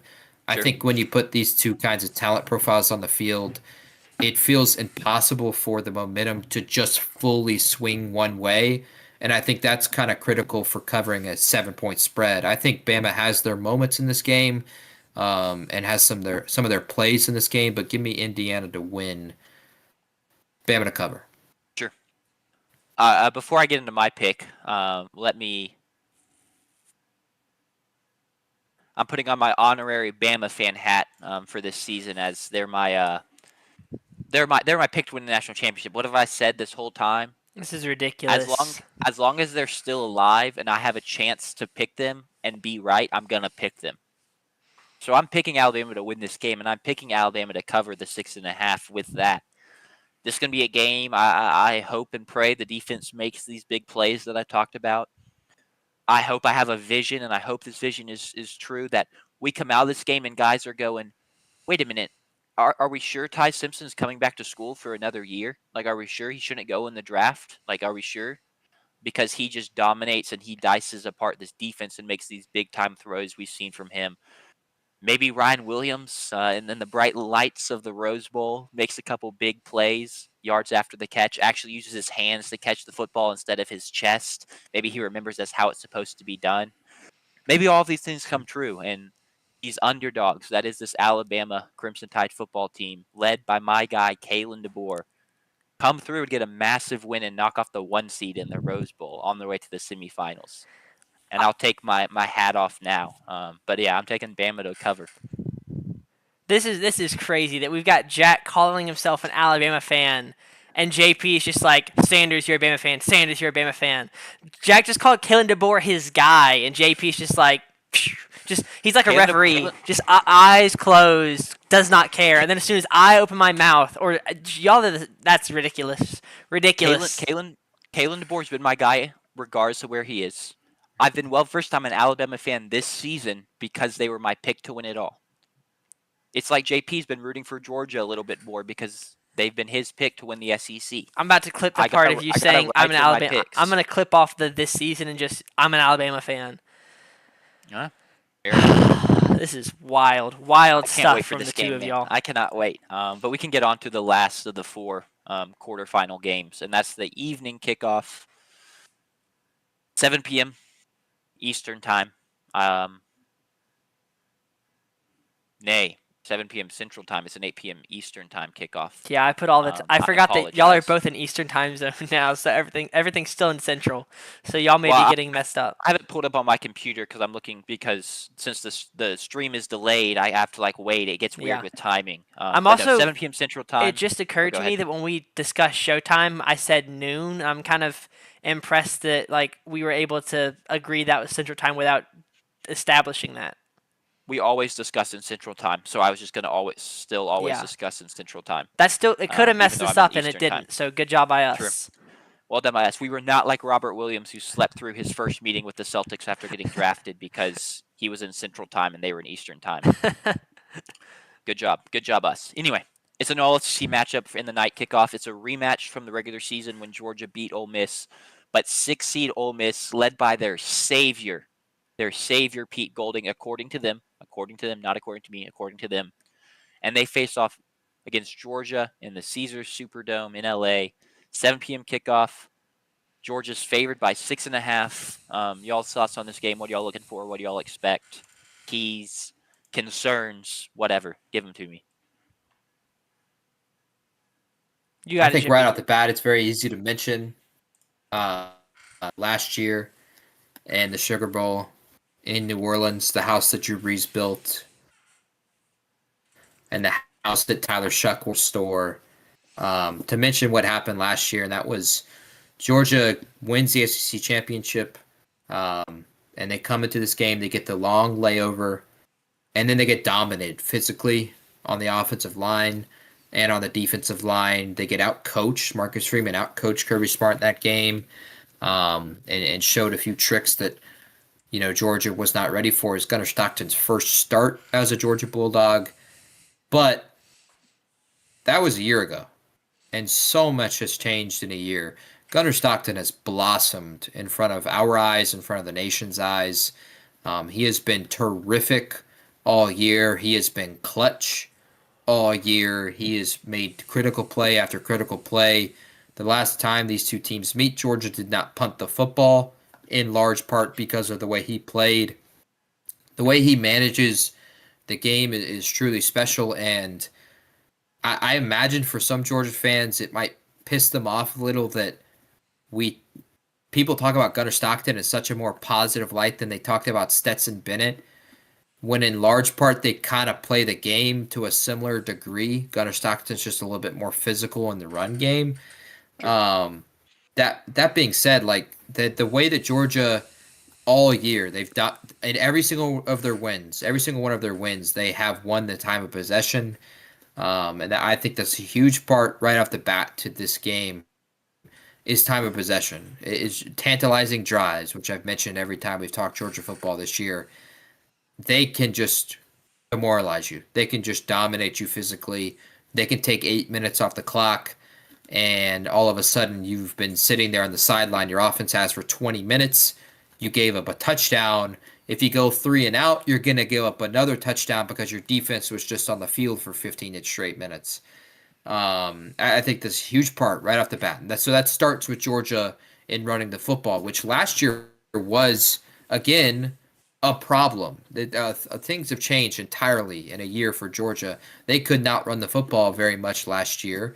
This year they have been a lot better with Chauncey Bowens and Nate Frazier. They've had really dominant rushing performances and even had a very fine one against Ole Miss. The first time that they played, Georgia rushing for 221 yards. Ole Miss has, again, their defense has changed a ton in a year. Their defense was a large part the reason they won a ton of games last year and beat Georgia last year. This year, their defense has been in the 40s and 50s in pretty much every single category. And so it looks like this game profiles as a shootout. If Ole Miss is going to win this game, they've got to go and outscore Georgia, and they've got to score and not punt like Georgia did, and continue. They scored 5 straight touchdowns the last time they played to start the game, and then they got cold. That was with Lane Kiffin, but that was also Trinidad Chambliss' first road SEC start. And on that stage, he leads 5 straight touchdowns against Georgia on the road in Sanford Stadium. He is the key, and he is going to be the engine. If Ole Miss is going to win this game, if their savior Pete Golding is going to lead them to the semifinal, it's going to be through Trinidad Chambliss. And I think he's got to be elite in this game. I think he's got to be perfect when it comes to throwing the football. I think he's got to be dynamic running. Look, Trinidad, this might be your last collegiate game ever if that waiver is not approved. So why not just go out there and pick up every yard possible? I see that as one of those kinds of games where the quarterback does not care about getting hit, and he just goes and he tries to pick up the first down with all of his might. I see that as a potential thing for Ole Miss and Trinidad, and I think they've got to be really special off the bat. I think they've got to be able to score and prove that they can score very early because if they get down and we get into critical moments, I'm not sure that this team can lead a comeback. It's hard to trail Georgia and lead a comeback and win. It is much easier to pop Georgia in the mouth, which they have been popped in the mouth multiple times this year. They've had to lead comebacks multiple times this year, and then manage the game and not give it away in the second half. I think Ole Miss has got to strike first in a game like this. I think Trinidad Chambliss has to be excellent in a game like this. Um, and I'm excited to see it. I'm excited to see Ole Miss's season end here in a couple days, and our season, the Mississippi State Bulldogs, to be continuing as we play in what is inarguably a more prestigious bowl game in the Duke's Mayo Bowl compared to the Sugar Bowl. Yeah. There's a lot of like things you can draw on from the regular season matchup, and kind of the thing that sticks out to me instantly is both teams scored at will. But I think that Georgia defense has improved a lot since that game down the stretch. I think they've been playing a lot more like that Georgia defense of old. The early 2020 Georgia's defense, the late 20 teams Georgia's defense, where they just were absolute dogs and they just kind of ate you alive for 60 minutes. You couldn't do anything. Think about when they came to Starkville. We saw that a little bit. We kind of expected some success. The state moved the ball a little bit, but we didn't really have the offensive success we wanted. Think about what they did to Alabama in the national championship game, what they did to Georgia Tech, and that's a good offense. And so I don't really expect Ole Miss to come to this game and score 5 straight touchdowns again. This defense is better. Realistically, even if the defense had not changed, scoring 5 straight touchdowns is pretty improbable. But I think it's even more of an uphill climb for Ole Miss this time around, and that and they lost last time, and I think it's an even harder challenge this time. Trinidad Chambliss is going to have to be fantastic. That defense is going to have to step up and make plays, and they're going to have to be able to slow up the run, like you mentioned. I'm just going to be honest, I don't really see it happening. I'm kind of giving away my pick, but if I'm Georgia, I just sat and waited to play, and I've just been licking my chops, and I feel great about where we're at as a team. And even despite that, Kirby Smart's in there going, I don't know, they got 2 Big Ten teams ranked ahead of us. Like, that's so disrespectful. Let's go show the world what we're made of. They don't believe in us, and it's like, all right, Kirby, I don't know what you're on, but it works. Yeah. I think they're going to be ready to play. I think they are. Yeah.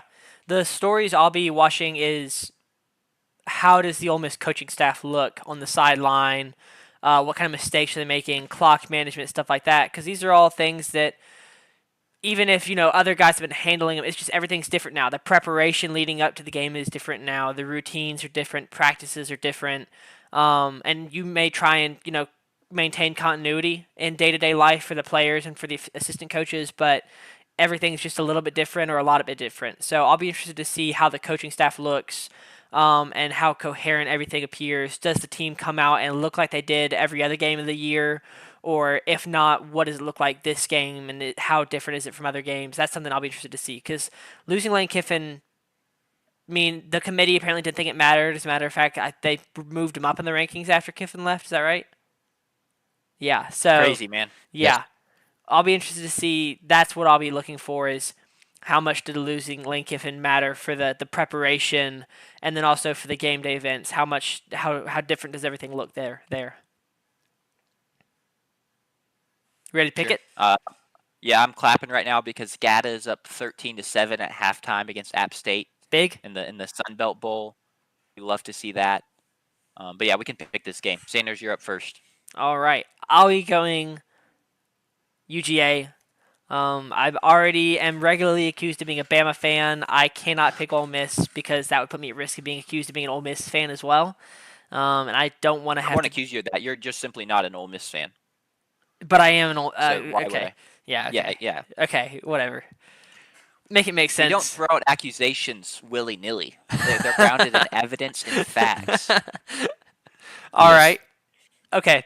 Well, I'll be going Georgia, JP, I think I know who you'll be going. This is the guy who refers to Ole Miss as Ole Piss every time he talks about them. So I see very little world where he picks them. But I'll let you explain your pick. And Yeah, I'm gonna give him a ton of credit here in that this is my bold prediction for the game. Um, Georgia's gonna punt this game. okay, That's my bold woo, prediction. Georgia will punt in this game.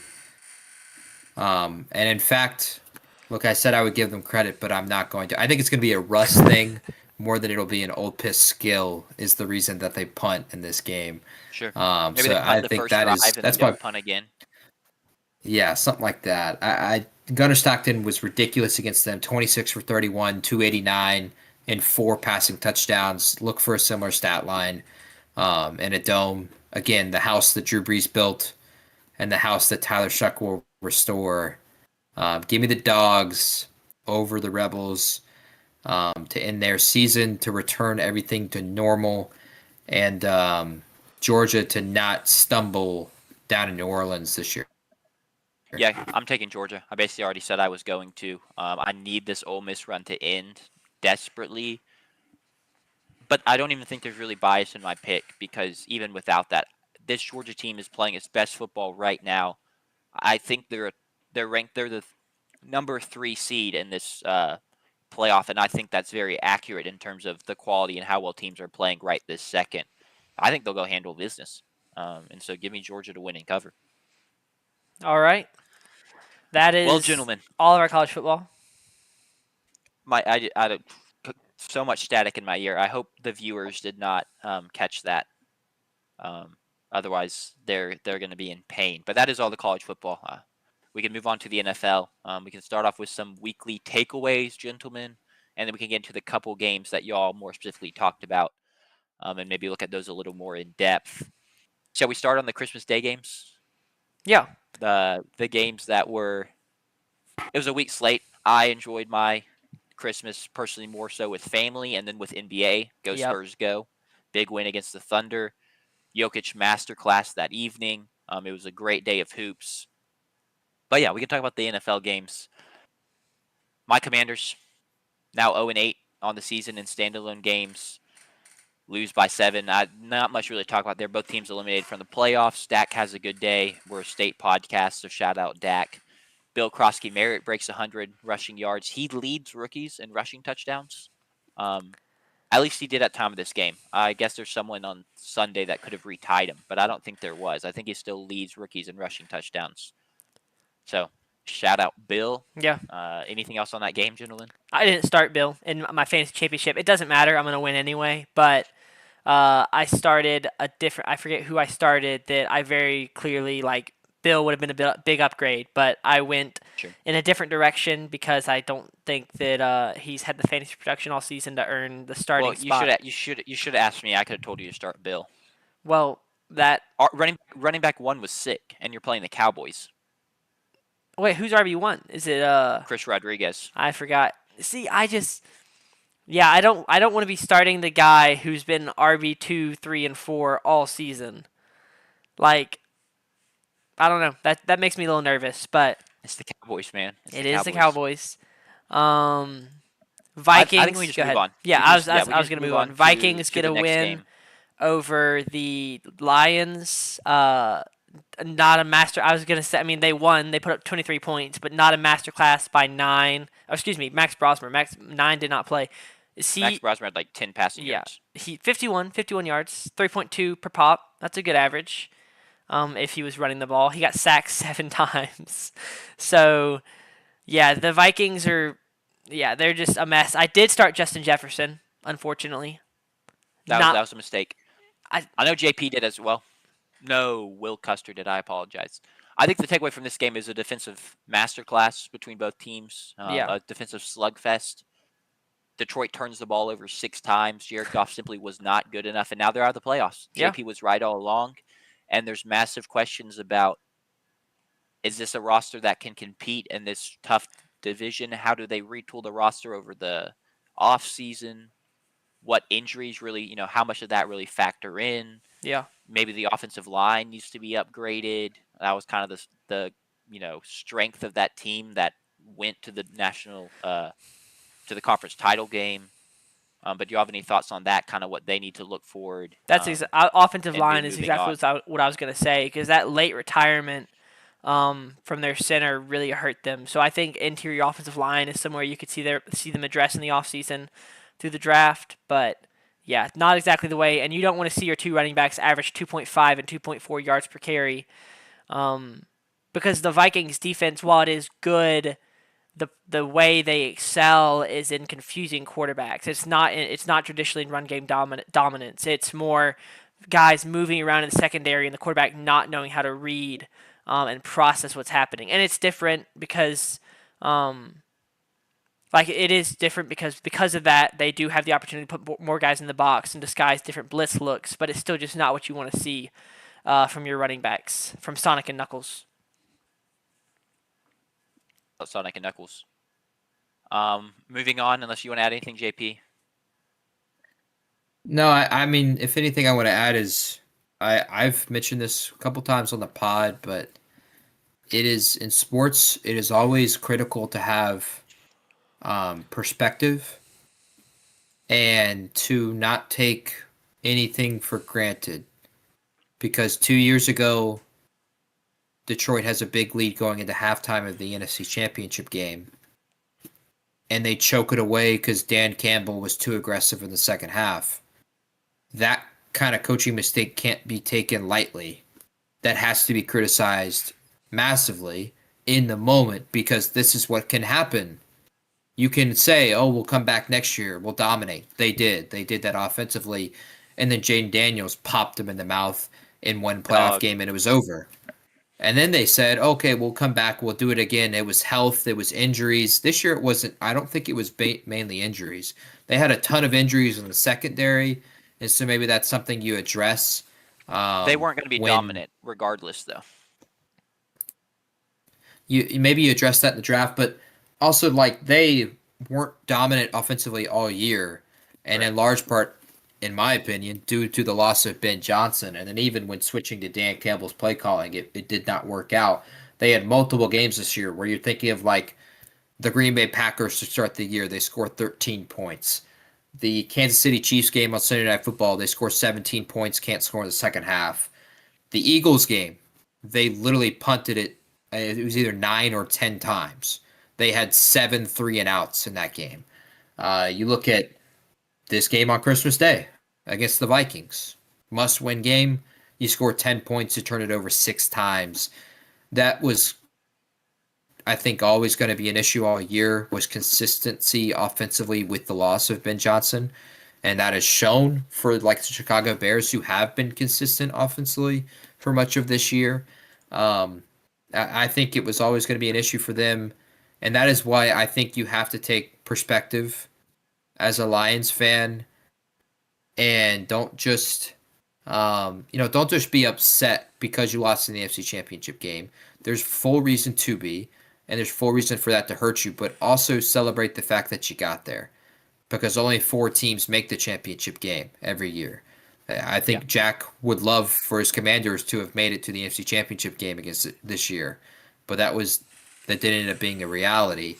My New Orleans Saints, I'll never live down the no call in the NFC Championship game, because we were robbed of an opportunity, and we've never been back. We've never been close to being back in a spot like that. Have perspective as a fan of sports, and especially a fan of the NFL, because it can change just like that. That's what's so great about the league, is the parity in the league, because of the scheduling and free agency and the draft and the way that's all structured. There will be parity, meaning it can go up from where you're at, unless you're a Jets fan, or you're, I guess, a Giants fan. Giants fan recently, both teams in New York. It won't come up. Miami Dolphins are never going to be good. I'm sorry. Raiders. But other teams, your Chargers, Sanders, maybe they'll have a down year, but this also could be their year. Better take full advantage of it. That's why it's important to have perspective as an NFL fan. Yeah. And Dan Campbell knew as such. I mean, his quote after that game was, "This might have been our only chance, and we blew it." And it was. The other Christmas game, Denver at Kansas City. I am refraining from calling Denver the F word, and no, I don't mean the curse word.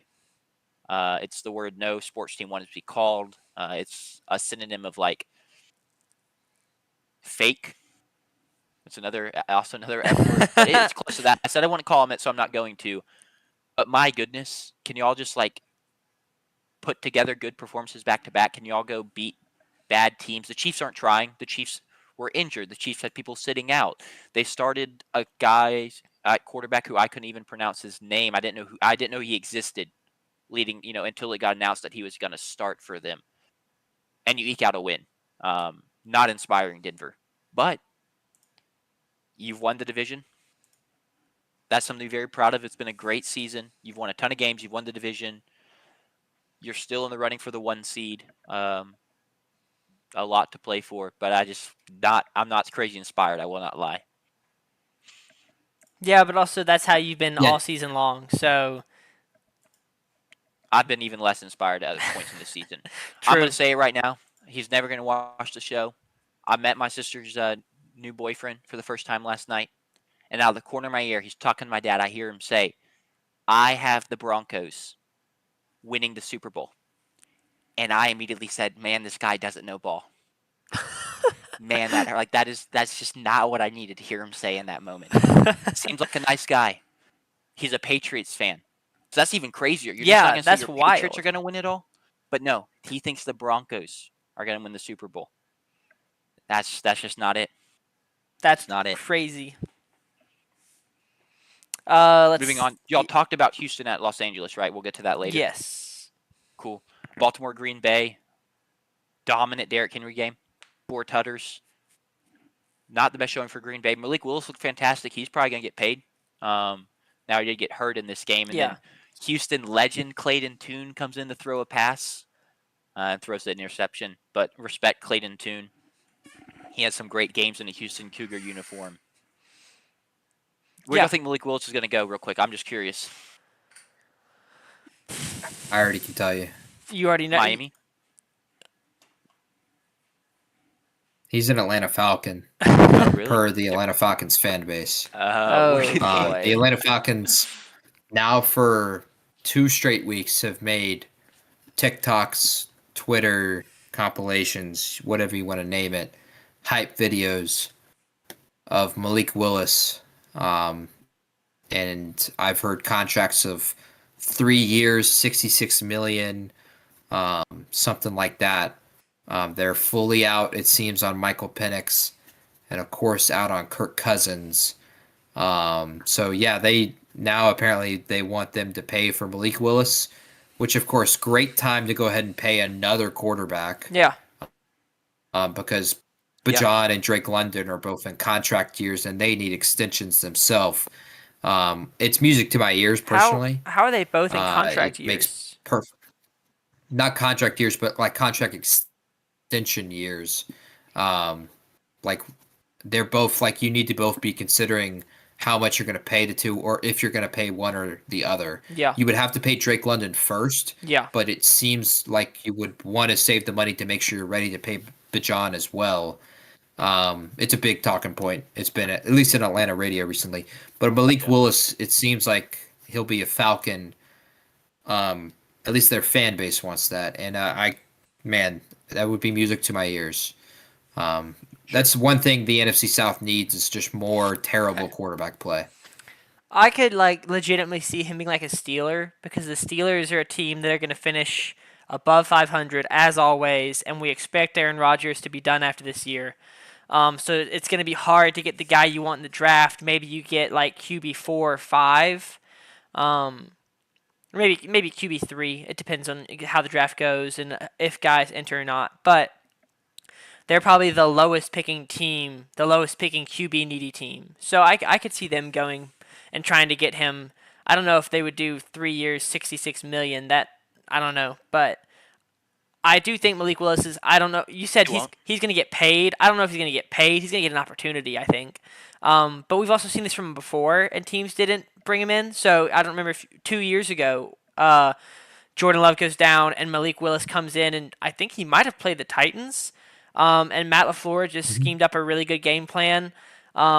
I think that's maybe NFL teams are aware that Malik Willis's accomplishments are heavily reliant on really good game planning by Matt LaFleur to protect some of his weaknesses and maximize some of his strengths, and not necessarily that he's some hidden gem that's a QB1 ready to go, but instead is just he benefits from playing for Matt LaFleur.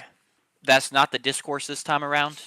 People seem very ready to try and give him the reins. I mean, 18 for 21, 288 yards and a touchdown against a defense that's been playing pretty well recently is not just like I don't think a backup QB is getting that schemed up for him and putting up that kind of stat line. I get the point. I think Matt LaFleur is a fantastic offensive mind and he does put together good game plans.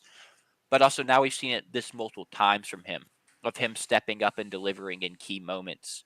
Um, he's not going to get some massive contract, but I think he'll get a multi-year deal somewhere. I don't think it'll be Pittsburgh because Pittsburgh, it makes too much sense for Pittsburgh, and they don't do they like being in QB purgatory. Yeah. They like they don't make the smart move. They could have Tyler Shuck on their team right this moment. Yeah, last year against the Colts, 12 for 14, 122 yards, a touchdown, no interceptions, with an additional 41 on the ground on 6 carries. Against the Titans, 13 for 19, 200 yards, a touchdown, no interceptions, 6 carries, 73 yards, and a touchdown. He's had good games before. I don't know if people are just, I don't know why. He was a guy that I liked Well, he was coming also out of under college. contract last year too. No, like you would have had to trade for him in the offseason instead of just signing. Yeah, him. but it would not have been a lot. They trade for him last year. They trade for him last year. Yeah, Green Bay traded a 7th-round pick for him last year, but he had another year on his deal, Right. So which is why he's still with the team. if a team liked how he looked in those couple games he played last year, they could have gone and gotten him for not a lot in draft capital. So I don't think. I don't know, man. People are talking about Kirk Cousins being worth a third-round draft pick. He's getting paid. I'll go ahead and guarantee it right now. He's getting paid because that's how the quarterback market is, and he's getting paid at least 15 million plus. Daniel Jones was atrocious for 4 years with the New York Giants. Had one bright spot. Wow. But he won a playoff game. let me continue. He did. Shout out to him. He threw in his one bright spot year. He threw 16 total touchdowns, and that was the year he won a playoff game on the road against Kirk Cousins. He got paid 1 year, 15 million, and it looked like they committed 2 first-round picks to him the way that he played this year for Indianapolis. Justin Fields with Chicago had just bright moments, but never a bright year, and got paid 2 years, 40 million. Malik Willis is getting paid. I'll go ahead and guarantee it. Just like I think Mac Jones is going to get paid with the way he played for San Francisco this year.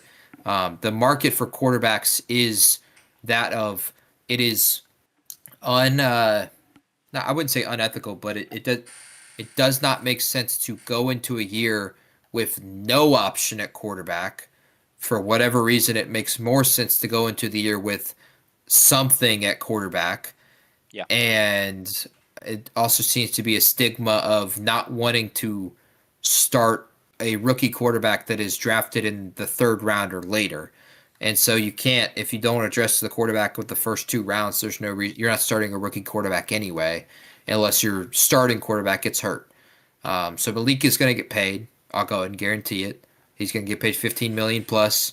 I mean, the Falcons want to pay him, or the Falcons fans want to pay him 3 years, 66 million. That's 22 a year.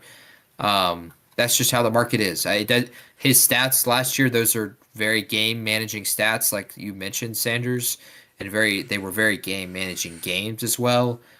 But he has at least had something of a view of 2 bright moments in the past 2 weeks of the way he played against Chicago, and then this week against the Ravens, albeit in both in losses. He's getting paid. Yeah, he's guaranteed to get paid. Guaranteed. The legs element too is just such a nice piece of like their game manager stat lines, but some of the plays he made with his legs, especially last week, like those aren't game manager plays; those are game changing plays. Yeah. I mean, a team will definitely pay at least something for that. All right, on to the Sunday slate. We can skip Arizona, Cleveland, or Cleveland, Cincinnati. Shout out Cincinnati! Congrats on your win. Pittsburgh, Cleveland. Pittsburgh lays an egg. Cleveland wins 13-6 at home. Sure, Sanders was fine. There's a lot of discourse about Cleveland preferred to keep Myles Garrett from beating the sack record over winning the game. That was their priority. But just not a good look from Pittsburgh. And now the division is still in balance. You want to lay out the scenarios here, JP? Well, it's just winning in for the Yeah. two. For Pittsburgh and Baltimore, it's winning in, which is why it's going to be, what's why they made it Sunday Night Football. Now, I would have personally, because the Ravens played on Saturday this past weekend, I don't get them getting the extra day of rest and getting like a week and a day for a Sunday night game. But there, it's going to be Sunday Night Football regardless. Browns, or not Browns, Steelers, Ravens. It's winning it. Winner advances, loser is going home and won't be playing any playoff football. Lamar Jackson is kind of up in the air whether or not he'll start. Right now, the early leaning is that Tyler Huntley's going to play. But for like this game specifically, Steelers Browns, it was I'm not surprised, and you shouldn't be surprised by this kind of result, and which this is a in large part the reason I was really aggravated with the way that people reacted to the Buffalo Bills and how close they played the Browns just 2 weeks ago. When you play an elite defense with elite playmakers and you play them in their building, I don't care who is on the opposing sideline playing quarterback, it's going to be a tight game. It is really hard to go win on the road in general in the NFL, and it's even harder to do it against a great defense in a cold, wet environment. And that just showed for Pittsburgh. It showed 2 weeks ago for Buffalo. So I'm not surprised. I'm not surprised by this game whatsoever. That being said, like it was some mismanagement in critical moments for Pittsburgh. You know that this game is going to be a defensive slugfest, and so points are going to be at a premium. They went for it twice on fourth down in critical moments that, quite frankly, didn't make much sense to me. Sure. One of them being early in the first half, late in the first half, I should say. They have the ball at the Cleveland 22. It's 4th and 1, and it's 4th and 1. We're at the Cleveland 22, and we throw a go route to Scotty Miller in the left corner of the end zone on 4th and 1. Just Yeah. overpower them. Run the football. You've been running the football well all day. If you want to go for it, run the ball. But also, I would have been fine with a field goal because a field goal would have cut it to 6-10. You end up scoring another field goal before the end of the first half. It's 9-10. Now you only need in the second half a field goal to win the game. Sure. But because you went for it, you put yourself in a tough spot. And then late in the second half, where you go for it on 4th and 10 from your own 20, because it makes sense analytically, and then you force yourself to have to drive the entire field for a touchdown to then kick an extra point to win the game. I thought they mismanaged some critical spots that they kind of crumbled under a bit of the pressure. But in all reality, this loss, and if they are to lose this coming Sunday, is on DK Metcalf. It is 100% on DK Metcalf. The decision he made 2 weeks ago to assault, and that's the word I'm going to use, allegedly, a fan, is just pure stupidity. It's pure narcissist. It's narcissistic. It's a stupid, stupid decision. You know, as a player, as a professional player, a professional sports player, a professional NFL player, you do not come in contact with the fans unless it's the Lambeau Leap or something and you're celebrating with them. Yeah. You don't throw a punch at a fan. He knew the consequences of his actions. You could tell by the way he played the rest of that game, immediately dropping the first pass that comes his way, the way he's looking on the sideline. You can't make a decision like that because you are a critical, critical, critical piece to this team and whether or not they could win a game. If they have DK Metcalf, they win this game because Rodgers threw about 7 or 8 jump balls to Marcus Valdez-Scantling and Scotty Miller instead of DK freaking Metcalf. So this game, I think, is fully on DK. Sure. And they're going to miss, I agree, they're going to miss a ton again on Sunday. and they of course hope to get him back in the postseason. But you cannot make a decision like that late in the season for a playoff contending team. It is a bonehead decision. I don't know what's in the water in Pittsburgh because receivers just are idiots there. Ever since Hines Ward, I don't think there's been a receiver there that's not been a complete dumbo and made a The stupid waters, decision throughout the year. their waters laced with CTE. Moving on. JP, your team, the New Orleans Saints beat Tennessee in Tennessee 34-26.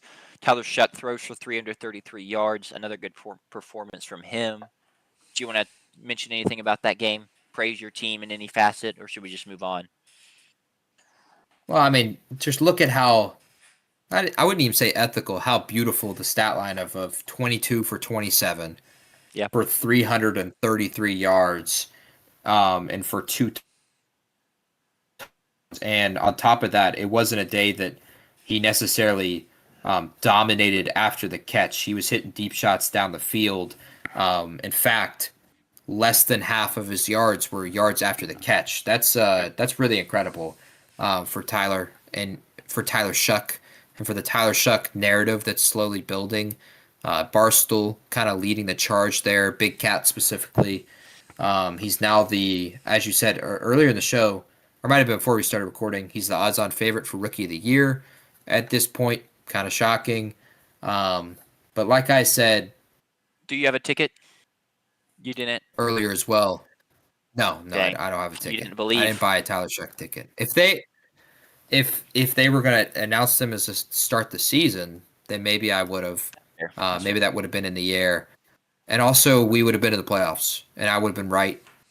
Which is what frustrates me. So Spencer Rattler is on the ban list. He's on the no fun list. The dude's terrible. I can't believe we started him as many games as we did. Also, a huge win-win for New Orleans in this game in that Tyler Shuck cooked, but we also won, and we did not drop our draft pick. Our draft pick did not get any worse. It stayed just as good as it was prior. The only bad thing right now is we're running towards a tough spot of we could be, if Atlanta beats the Rams tonight, in a spot where if we beat the Atlanta Falcons, we'll be the third rated team in the division. And that will mean a third place schedule next year instead of a fourth place. If we don't beat the Falcons, Carolina will be in the playoffs no matter what. That's a terrible situation. And then what's even worse is if Carolina beats Tampa Bay on Saturday and then we beat the Atlanta Falcons, we'll be second in the division. And that's worst case scenario. You never want to finish second in the division and not make the playoffs. Because now you play a second place schedule next year, and we benefited a ton from this fourth place schedule down the stretch, and that just it's not something you want for next year. Sure. To finish high in the division and have a tough schedule next year. Yeah, I think that's fair. That Cam Ward looked fine too. I mean, he got outplayed by killer. Tyler Shuck, but he's looked good of late, which is I think something Titans fans are happy to see. Jacksonville goes to the Colts and wins 23-17. Not necessarily the cleanest game from them, but I still like what I'm seeing from them of late. This was a potential chance for a letdown game after a big win last week. You go take care of business, and now the Colts missed the playoffs after such a good start. And I saw the stat that Sauce Gardner is going to go like 2-14 this season, which is really tough and unfortunate for him. But I think if he stayed on the Jets, he would have gone 1-15. Or did they win another game after he left? They're 3-13 now, so They've won multiple then. I apologize. Yeah. I apologize. But yeah, it's a tough look. I don't have anything really more to say there. Tampa Bay drops the crucial game to Miami. Quinn Ewers gets his first win. Looked fine. Baker Mayfield threw for 346 yards, but just kind of still feel like he left some stuff on the table and hasn't really been playing great ball down the stretch. He throws 2 picks, which kind of dampens the 2 touchdowns thrown. He threw the ball a ton too, 44 times because they couldn't really run the ball. They ran for 53 yards. I don't know if you have any thoughts on that game. It's just Coming crazy into that this was once the team on top of the pyramid and how far they've fallen now. yeah, it doesn't even just they simply have how far they've fallen is a great way to put it. And now they're in are they in a win and in situation? If you want to Yes, lay but that out for as us. you said, it was a critical loss because even though the game with them losing had no necessarily a huge impact on the division, it made just a marginal enough one where tonight gets scary. Because like I just mentioned, if the Falcons beat the Rams and then the Falcons beat New Orleans next week, it does not matter what happens. Carolina will be in because it'll force a three-way tie, and it will come down to record within the 3 teams. Combined head-to-head record. Carolina swept the Falcons, and of course the Falcons, and specifically just Kyle Pitts, beat Tampa Bay this year. So even though if Tampa Bay beats Carolina, it doesn't matter. Carolina will win the division on Sunday if Atlanta beats New Orleans. So it's a critical loss because of that. It's also a critical one because it's a get right game. It's a get in the right mojo kind of game. It's an AFC game, but you just go down to Miami, so you're not Yeah. traveling bigly across the country. So it really was no excuse to lose a game to Quinn Ewers and Mike McDaniel and Fins up and the Miami Dolphins. They struggle a ton offensively. It's Baker forcing some tough throws. It's receivers not catching the football. It's receivers not being in the right spot. It's too reliant on Mike Evans in a few spots where you throw him 50-50 balls because he's really elite at catching them. But it also doesn't make sense in that part of the script. It doesn't make sense in that part of the game. Why couldn't we just hand it off to Bucky Irving? Why can't we just get it to Emeka Ibuka? That's been a big question too. Since their fall from the bottom or the top of the pyramid, where is Emeka Ibuka? Where is that weapon? He has not missing. had the big impact. For a time, he may have been the rookie of the year, and now he's no longer a factor. Now, if Los Angeles wins tonight, then it'll be winning in and or win or go home, I should say, for Tampa Bay and Carolina on Saturday in Tampa Bay, which is why 2 weeks ago I had no reaction to Carolina beating Tampa Bay. The pyramid expected that. The pyramid had Carolina favored, but it also made no impact on the division because Tampa Bay just wins on Saturday, and they're in the postseason more than likely hosting San Francisco or Seattle in round one. Yeah, I think that's fair. Moving on. The Jets got killed by New England. Seattle handled business against Carolina. Yep. Carolina kind of had a chance to, win the division if they just could have beat the Seahawks. But unlike Tampa Bay, Miami, you're playing a team that's just much better than you. It's kind of hard to label it as a missed opportunity. You just couldn't pull off the upset. New York wins the Tank Bowl, but kind of loses it at the same time. Yeah, the Raiders are now in pole position, assuming they don't beat the Chiefs, to draft. I'd imagine they probably take Fernando Mendoza first overall. Maybe they want to run it back with Geno Smith, but they can do what they want. They're in a prime spot to have the first overall pick, so congrats to them. Do the We Chiefs previewed the other 2 games, I believe. So last year the Chiefs benched most of their starters against the Broncos so that they could lose and the Broncos would be in over the Bengals, I believe. Is that how it played out? It was something like that, where the Chiefs lost the game because it was to their advantage to lose. Do the Chiefs intentionally lose to the Raiders so the Raiders don't get to draft a good quarterback and they keep, it's to their advantage to have the Raiders not get the best quarterback available. You don't want to have, if whoever the next guy is, if he's a good quarterback, you don't want him in your division. You have to play twice a year. You want to play Geno Smith, Malik Willis twice a year. You trade them Gardner Minshew or something. That's the situation you want to be in. So how hard do the Chiefs try to sell this game? I just don't really know if they care enough, to be honest. It's the Raiders. you probably don't want them to have Fernando Mendoza, but they're going to have a top draft pick anyway. You're not going to try hard to win this game because it doesn't do anything to win this game. But I don't think they're going to take it to another level of tanking than they already have. Like, what more do you do?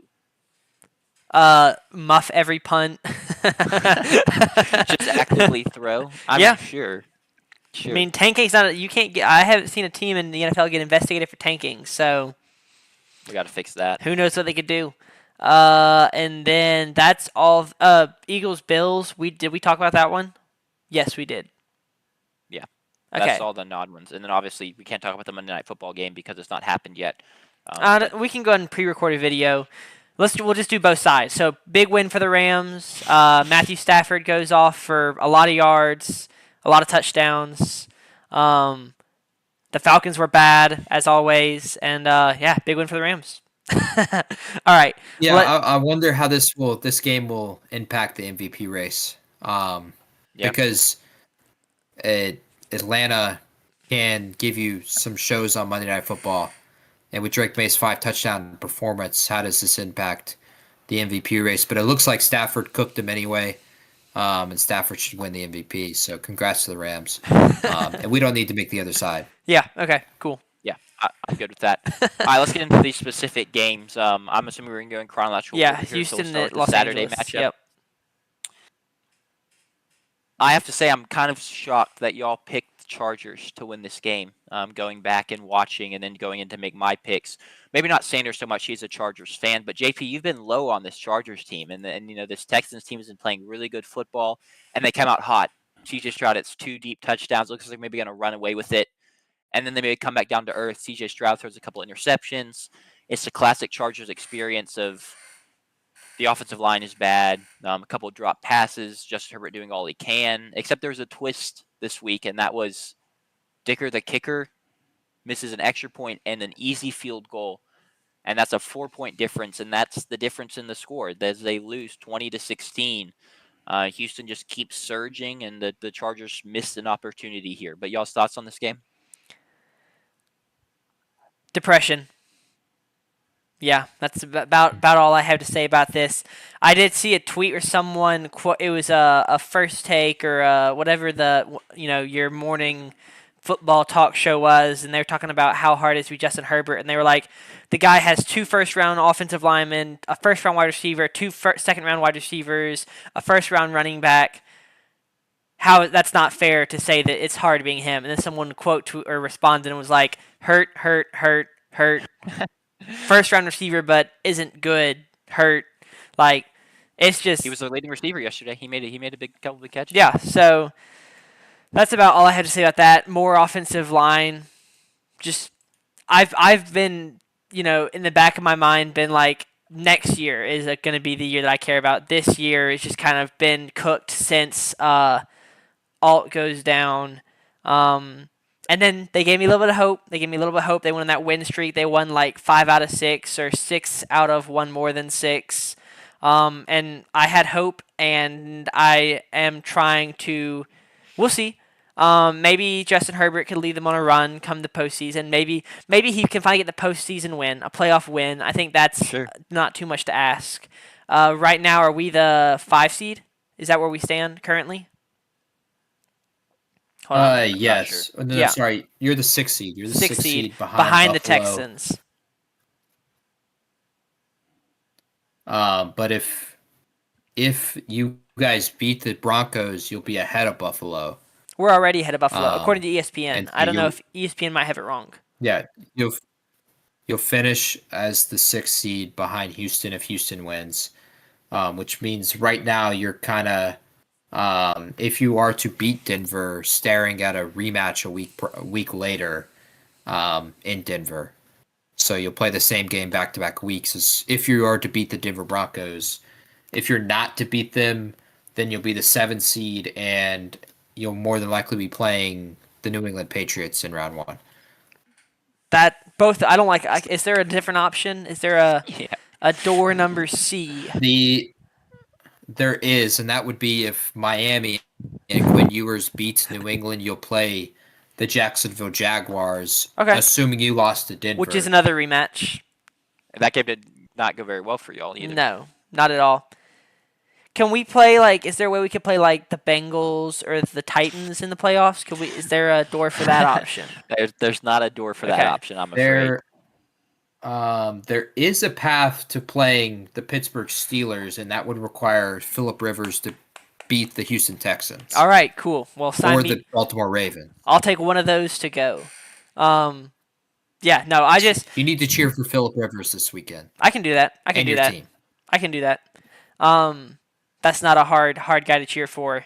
Yeah, it was just another tough week and a good week from Justin Herbert. The highlight plays from him, I feel like, have been, and maybe it's just because I'm a fan this year, my first year being a fan of the Chargers. It feels like there are just so many of them. Every game he shakes off a defender. It kind of strikes me like I feel like prime Big Ben was the same way, where he was just so big, he was hard to tackle. Justin Herbert's the same way. He's like 6'6". He's just not an easy guy to tackle. He does not go down easy.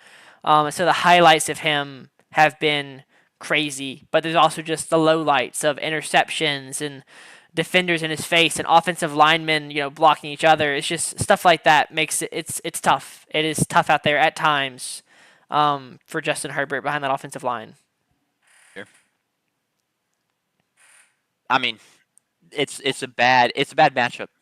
The O line's not good. The offense has kind of really struggled, and you're facing the best defense in the league, in my opinion. It just was always going to be an uphill battle. The defense kind of tried to do what they could, aside from the early touchdowns they gave up, but they kind of held pat after that, and it just didn't matter. I know I've hated on him a ton, and in my opinion, rightfully so. But I understand all the injuries. I understand the bad matchups as well. Playing Houston, playing Denver this weekend, and then more than likely you're playing another elite defense in either Denver again or maybe New England in New England. But it all comes down to that first playoff game for me for Justin Herbert. And that's all I care about for him at this point. Because I think that'll be enough of a data set. And I don't think the excuse of injuries is going to work for me because every quarterback that has been elite and gone on postseason runs and I view highly has had injuries that they dealt with, whether it's injuries themselves, injuries on their offensive line. And so if he's going to be held to such a high standard, given how gifted he is, because he is enormously gifted. And like you said, he has made those kinds of plays all year during the regular season of unbelievable throws, unbelievable plays. I got to see in the postseason before I crown him better than Daniel Jones. Crazy. I don't think the injuries can be used as an excuse, but I do agree with you, Sanders. I think you can look towards next year because you will have stability at head coach and Jim Harbaugh. You will have stability in Justin Herbert and stability in his relationship with Madison Beer. We hope you'll have another year of Omarion Hampton, his second year. Wide receivers have another year. Trey Harris has had a pretty fine year out of Old Miss, and his second year if Keenan Allen were to leave. I think the future is bright to look at. At the same time, it's you're going to get a playoff game. It's another opportunity, and you want to see him shine on the bright stage. Yeah. Yeah, go capitalize. I agree. All right, we can move on to the Eagles game. Yep. Classic Eagles game. I feel like you start off, you build up a lead, you go into halftime. Your defense has been awesome. Your offense has been effective. You've put up some points. It's not been knock your socks off good, but it's done enough. And then it's horrid in the second half. And down the stretch, Josh Allen leads back-to-back touchdown drives. The first one, they go try to kick the extra point, it gets blocked, and it's like, well, that seems pretty big. They drive again, they score, and they decide to go for two, which we'll get into that decision in a minute, I imagine. And they don't convert, and so the Eagles, despite just not playing offense essentially in the second half, they could have just sent Braden Mann out there to punt on the first down of every drive, and it would have been similar outcomes. They win this game 13-12. big win for them, despite how the offense played. But I'm curious to hear y'all's thoughts on this game, and especially your thoughts to go for two. Because I'll just start off. I don't really like going for two there. I like being aggressive typically, but when you feel like you're the better team and you have the momentum, and the Eagles have not moved the ball whatsoever in the second half, and you just put together back-to-back drives, I would have loved my chances in overtime. Yeah. I don't know if the fact you just had a field goal blocked is in your head, or if they just were always going to go for two because you have Josh Allen and you should be able to get, a couple yards anytime you want. But just the way the game script had gone, I think I would have liked to kick the field goal and go to overtime and felt good about winning it there. I think that's what it was. I think it was they had Josh Allen, and he's the kind of guy who can make crazy play. He can do the basic stuff. Like, he's going to be able to go out there and you feel really good about getting 2 points there. And even if it's a busted play that extends and goes on, he's the kind of guy you feel like is going to get you two no matter what when you need it. Kind of like Steph Curry. Like, he's the guy you would rather have the ball in his hands than force your defense to go out there and get a stop in overtime. I'd rather have the ball in Andre Iguodala's hands. Personally. So I think that's a big part of it. I think that if they don't have Josh Allen at quarterback, they don't go for it there. They do rely on that defense to hold the Eagles' offense like they had been the entire second half. But I think that because of who they have at quarterback, they felt good about getting two. Sure. Yeah, I think it was it's just another psychological thing, and it occurs too much in that you see the blocked extra point and you think that doubt creeps into the back of your mind. And so then you try to play the analytical game of, do we have a higher percentage chance to get 3 yards with Josh Allen right here, or make an extra point and then go win it and drive the field again in overtime? And I guess they thought they had a higher percentage chance to pick up 3 yards on one play than to do the other. Even though Philly had 18 total yards in the second half and Jalen Hurts was 0 for 7 throwing the football, it was I think it's a full psychological thing. I would compare it to when I go and play golf. It can sometimes be more favorable to play a course that I've never played before, because I don't know where the trouble is. I don't know where the water is. I don't know where to, miss it. I haven't seen myself hit the shot to the island green on TPC Sawgrass, and I haven't seen the 17 different ways that I've put the ball in the water throughout my life. It's my first time. And so I think maybe there's some psychological edge creeped in. I'm going to hop in and hijack the segment real quick, because breaking news, something we just talked about. Chargers head coach Jim Harbaugh told reporters that Justin Herbert will not start Sunday versus Denver. Wow. So I think you can essentially chalk Denver up to winning that game, and the Chargers having a really rough draw in that first playoff game. Dang. All right. Yeah, that has you looking at 7 seed because you're locked in the playoffs. That means road the entire way, and you're playing the New England Patriots if they are to beat the Miami Dolphins. If they lose to the Dolphins, you're playing the Jaguars. That's the only two scenarios. That's tough. Hood up in dismay. Did they say anything about it being health related? I'll keep looking. It was a Schefter report, so it's simply exactly what I read was put out. I'm sure a report will come out as to why. It's got to be health related, though. I don't know what else it would be. I guess he's just been beat up a bit, and so they would rather him just rest and go fully healthy into the playoffs than try and win a game that. And maybe you don't want to play the Broncos in back-to-back weeks. Yeah, that's the most likely scenario, is even if you beat them, you go there and you play them again. Yeah. Yeah. If the Patriots were to beat the Dolphins, you'll go out there and play them again. Yeah. So I had that thought a part to it. When you said it earlier. I was like, well, maybe if you don't want to play the Broncos twice, you just kind of not try to you try to lose a little bit. And benching Justin Herbert, I don't know if there is an injury to go alongside that, but that might be an indicator of them having the same thought process of not wanting to play the Broncos in Denver back-to-back weeks. It's very possible. You'd I'm have still to trying beat to them look for a back to back reason, but weeks too. I've not seen anything, so we can kind of keep moving on. Yep. I don't really have like any new conclusions from this game. The Bills can't get it done. I still feel pretty good about them. I like the fact that they put up some fight and went on back-to-back drives to score touchdowns, make this a game. The Eagles are still so Jekyll and Hyde with their offense. There's still so many questions, but they also just it's a big win. You beat an undeniably really good team. So it's just kind of more the same, honestly, for these teams. I feel like let me. There's something I want to look at.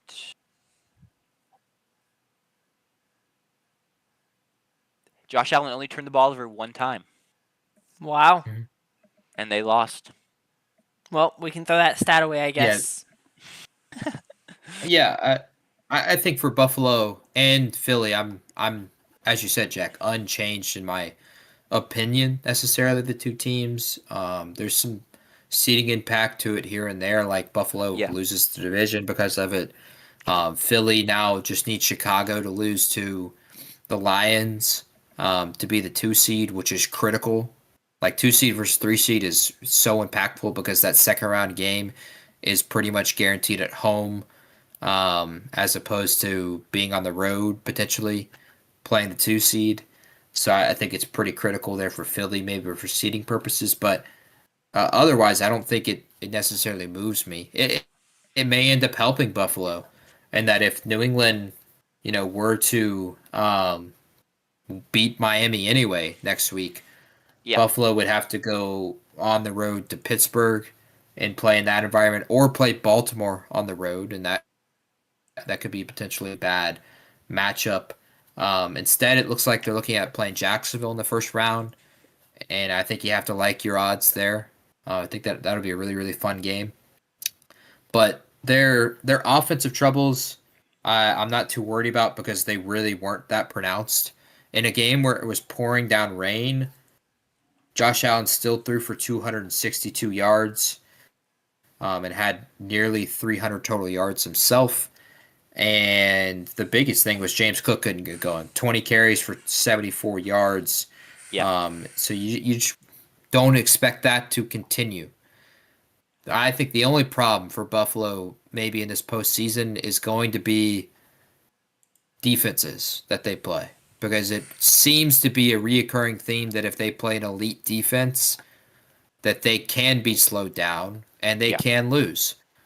You think of the Houston loss already earlier this year, and now you think of this Philly loss. They're not susceptible to having a totally bad offensive game. And they're going to have to score points and be great offensively the entire way to the Super Bowl. Yeah. Which I do want to shout out Brandon Cooks, a random 100-yard receiving game. Kind of out of nowhere. He's been kicking Yeah, for when a I long heard his time. name, I literally looked at my brother. I was like, "Wait, he's on the Bills now? Like what?" So Yeah, he hadn't caught a pass for multiple weeks, and then he does that. So shout outs to him. Before we move on to our next game, I was looking. Harbaugh said other starters that are like beat up and have bruises won't play either. So they're basically just saying we can't win the division now. We're just gonna focus on the playoffs. Yeah. So it's nothing like new with Herbert. Okay. Well, now there's even less excuses for that first Yeah. round playoff game. True. Yeah. All right, last game. one. The Sunday night football game. It was a heater. It was a barn burner. Offensive explosions. Brock Purdy, Caleb Williams making plays back and forth. Brock Purdy makes one more play, I guess, than Caleb Williams. Caleb Williams comes up just short. Can't hit Ja'Day Walker yet again for a huge last-minute touchdown. And the 49ers win 42-38. They just keep winning. Shanahan is now the favorite for Coach of the Year. I would say deservedly so. What he's done with his roster and with the injuries. I know the schedule's been light, but still just a magnificent job by him. Y'all's thoughts on this game? Well, San Fran's one game from the 1 seed. They just got beat Seattle. and they're the 1 seed, Crazy. which is critical. Because Yeah. I mean, they showed. It's also a very unique opportunity in that we've already seen teams play at home in the Super Bowl twice very recently, both in the past 6 years. But this is another unique opportunity in that San Francisco won't have to go on the road and leave San Francisco once if they beat Seattle en route to a Super Bowl title. Los Angeles and the Tampa Bay Buccaneers both had to go on the road during their runs to the Super Bowl. Yeah. Tampa Bay had to play 3 straight games on the road before playing in the Super Bowl at home. So what a unbelievably unique opportunity for San Francisco that could be if they are to beat Seattle this weekend. I it has been rightfully so Coach of the Year for Kyle Shanahan. And if there was a Coordinator of the Year award, go ahead and give it to Robert Saleh as well. I don't care what the schedule has been because the way that they've been performing offensively and defensively the entire year, as I've joked CMC has sacrificed another player every single week, losing Fred Warner and losing Nick Bosa, and you lose Trent Williams on the first snap of this game, and losing George Kittle right before this game starts. It has not slowed them down whatsoever. They've brought in an undrafted guy, Jake Tonjes, and he catches touchdowns whenever George Kittle doesn't play. Juwan Jennings continues to perform at his age. Ricky Pearsall has been hurt much of the year, but he's having a great game in this one. 5 catches for 85 yards. CMC is 1,000 receiving yards, 1,000 rushing yards. Only the third player to ever do that in a single season. It has been remarkable what they have done this year. I want to see it. I mean, you want to see it against an elite defense, and so that's why the Seattle Seahawks game I think is really, really a fun potential watch for what the postseason could look like because it's twofold. It is, and this should just be thrown into the preview video for it when we get there. San Francisco gets the chance to play for the 1 seed, but Brock Purdy has to play against an elite defense, and when he's played elite defenses in the past, he's turned the ball over and had troubles there. And on the other side, Sam Darnold gets a shot of redemption for last year when he was playing in the final game of the year for the 1 seed and the division on the road. Does he have another pumpkin moment? Who's to say? I cannot wait for that game Saturday night. I think it should have been Sunday night. It makes more sense to me there than the it's Pittsburgh and Baltimore because both those teams are terrible. Like, just throw that on Saturday. Well, I don't want to watch that on Sunday night, last game of the year. These two teams are great. It cannot be understated the accomplishments that San Francisco has had this year when I'll go ahead and ask you guys, can you guys name a single player for San Francisco that had a tackle last night? No. I mean, did Michael Williams have a tackle? Yeah, that was gonna be my guess. What was the guess? Michael Williams. Michael Williams did not. He tore his ACL out. this year. That's right. He is out. Then yeah. Bosa's out. Warner's out. Michael Williams is out. Christian McCaffrey. Shot in the dark. If I don't, no. I don't see. I don't remember who made the tackle on Purdy's interception. I don't see it on here. But it is. They are playing with a bunch of nobodies, and look, they gave up 38 points, so maybe they are nobodies. But they've been playing good football, and they make the play at the end of the game. It's something for defenses to. In shootouts, it always seems like it comes down to the very end, and then the defense finally makes a play at the end. And they did that. They did that against Chicago, and they forced the pressure on Caleb Williams, and they forced him to roll to his left. And I don't care what the Chicago fans are saying that DJ Moore was wide open. Impossible, Caleb Williams. impossible throw, impossible to see him. He's not making almost a 40-yard throw across his body. It's a video game throw. That's where the video game isn't realistic because you can just see him in the video game and like just tap the button and your guy will spin off his back foot and fire it the other way. But like that just doesn't happen in real life. Yeah. But San Francisco's been amazing this year. And I think on top of this game, the offensive performance from Chicago in this one, like what if San Francisco is the 1 seed and we just get this game again in the NFC Championship? Yeah.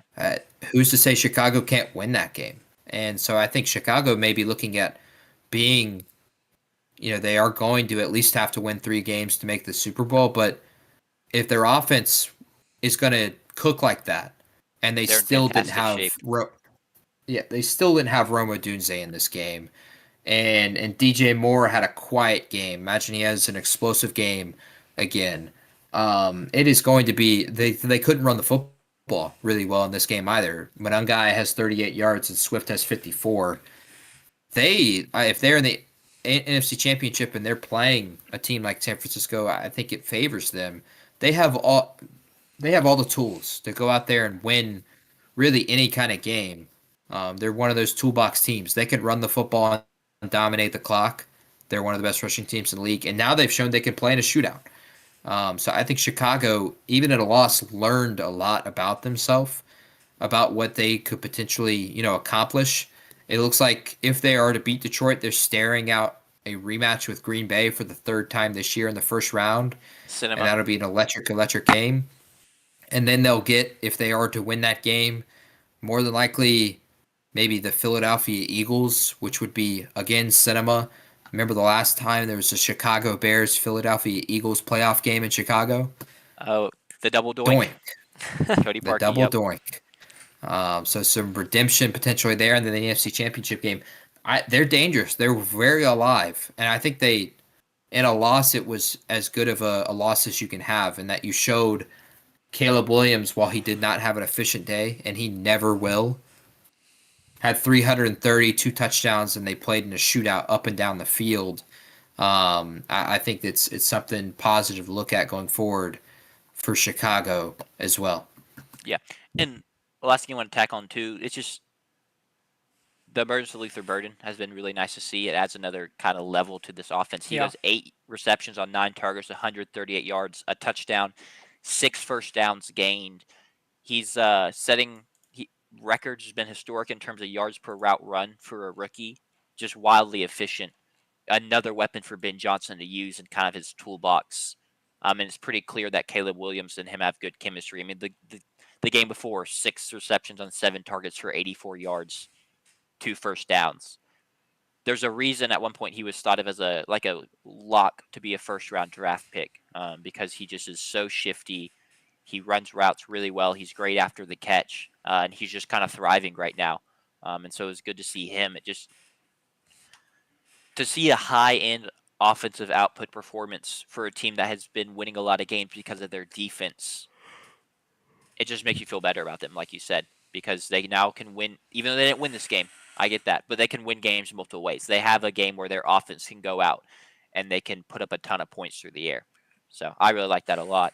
I think anything else on this game before we kind of wrap up? I know Sanders has to get out of here in 10 bones. Yeah, I'm done with that game. I don't know if you have anything else, JP. All right. Looking ahead, the playoff games are Thursday. Yep. Right. Yep. Or they're spread out. They're Wednesday, Thursday. Yeah. Do we maybe want to do a show Friday, a preview show and a recap show Friday to knock those 2 out? Yeah, and then preview the playoff games, preview the NFL slate on Friday is what I'm trying to say. I think that's the best way to do it, as we're trying to. That would have to be a morning or afternoon show. We got a big football game that night. So correct. Oh, 100%. I wouldn't interfere with that at all. But yeah, let's do that. Thanks to everyone who tuned in. If you're still here or you've watched this point, like, subscribe, leave a comment. We've lost so far over Christmas break. We've lost 2 subscribers, so we got to get that back up. We'll get there. That's on me probably. They're probably Broncos fans. In the comments, say whether you think Sanders is an Alabama fan or not, if you're still here, because we need to know. I'll never back off my opinion, but I would love more people in my camp personally. I'll never refuse that. But yeah, thanks for tuning in. We'll see y'all on Friday. Peace. See ya.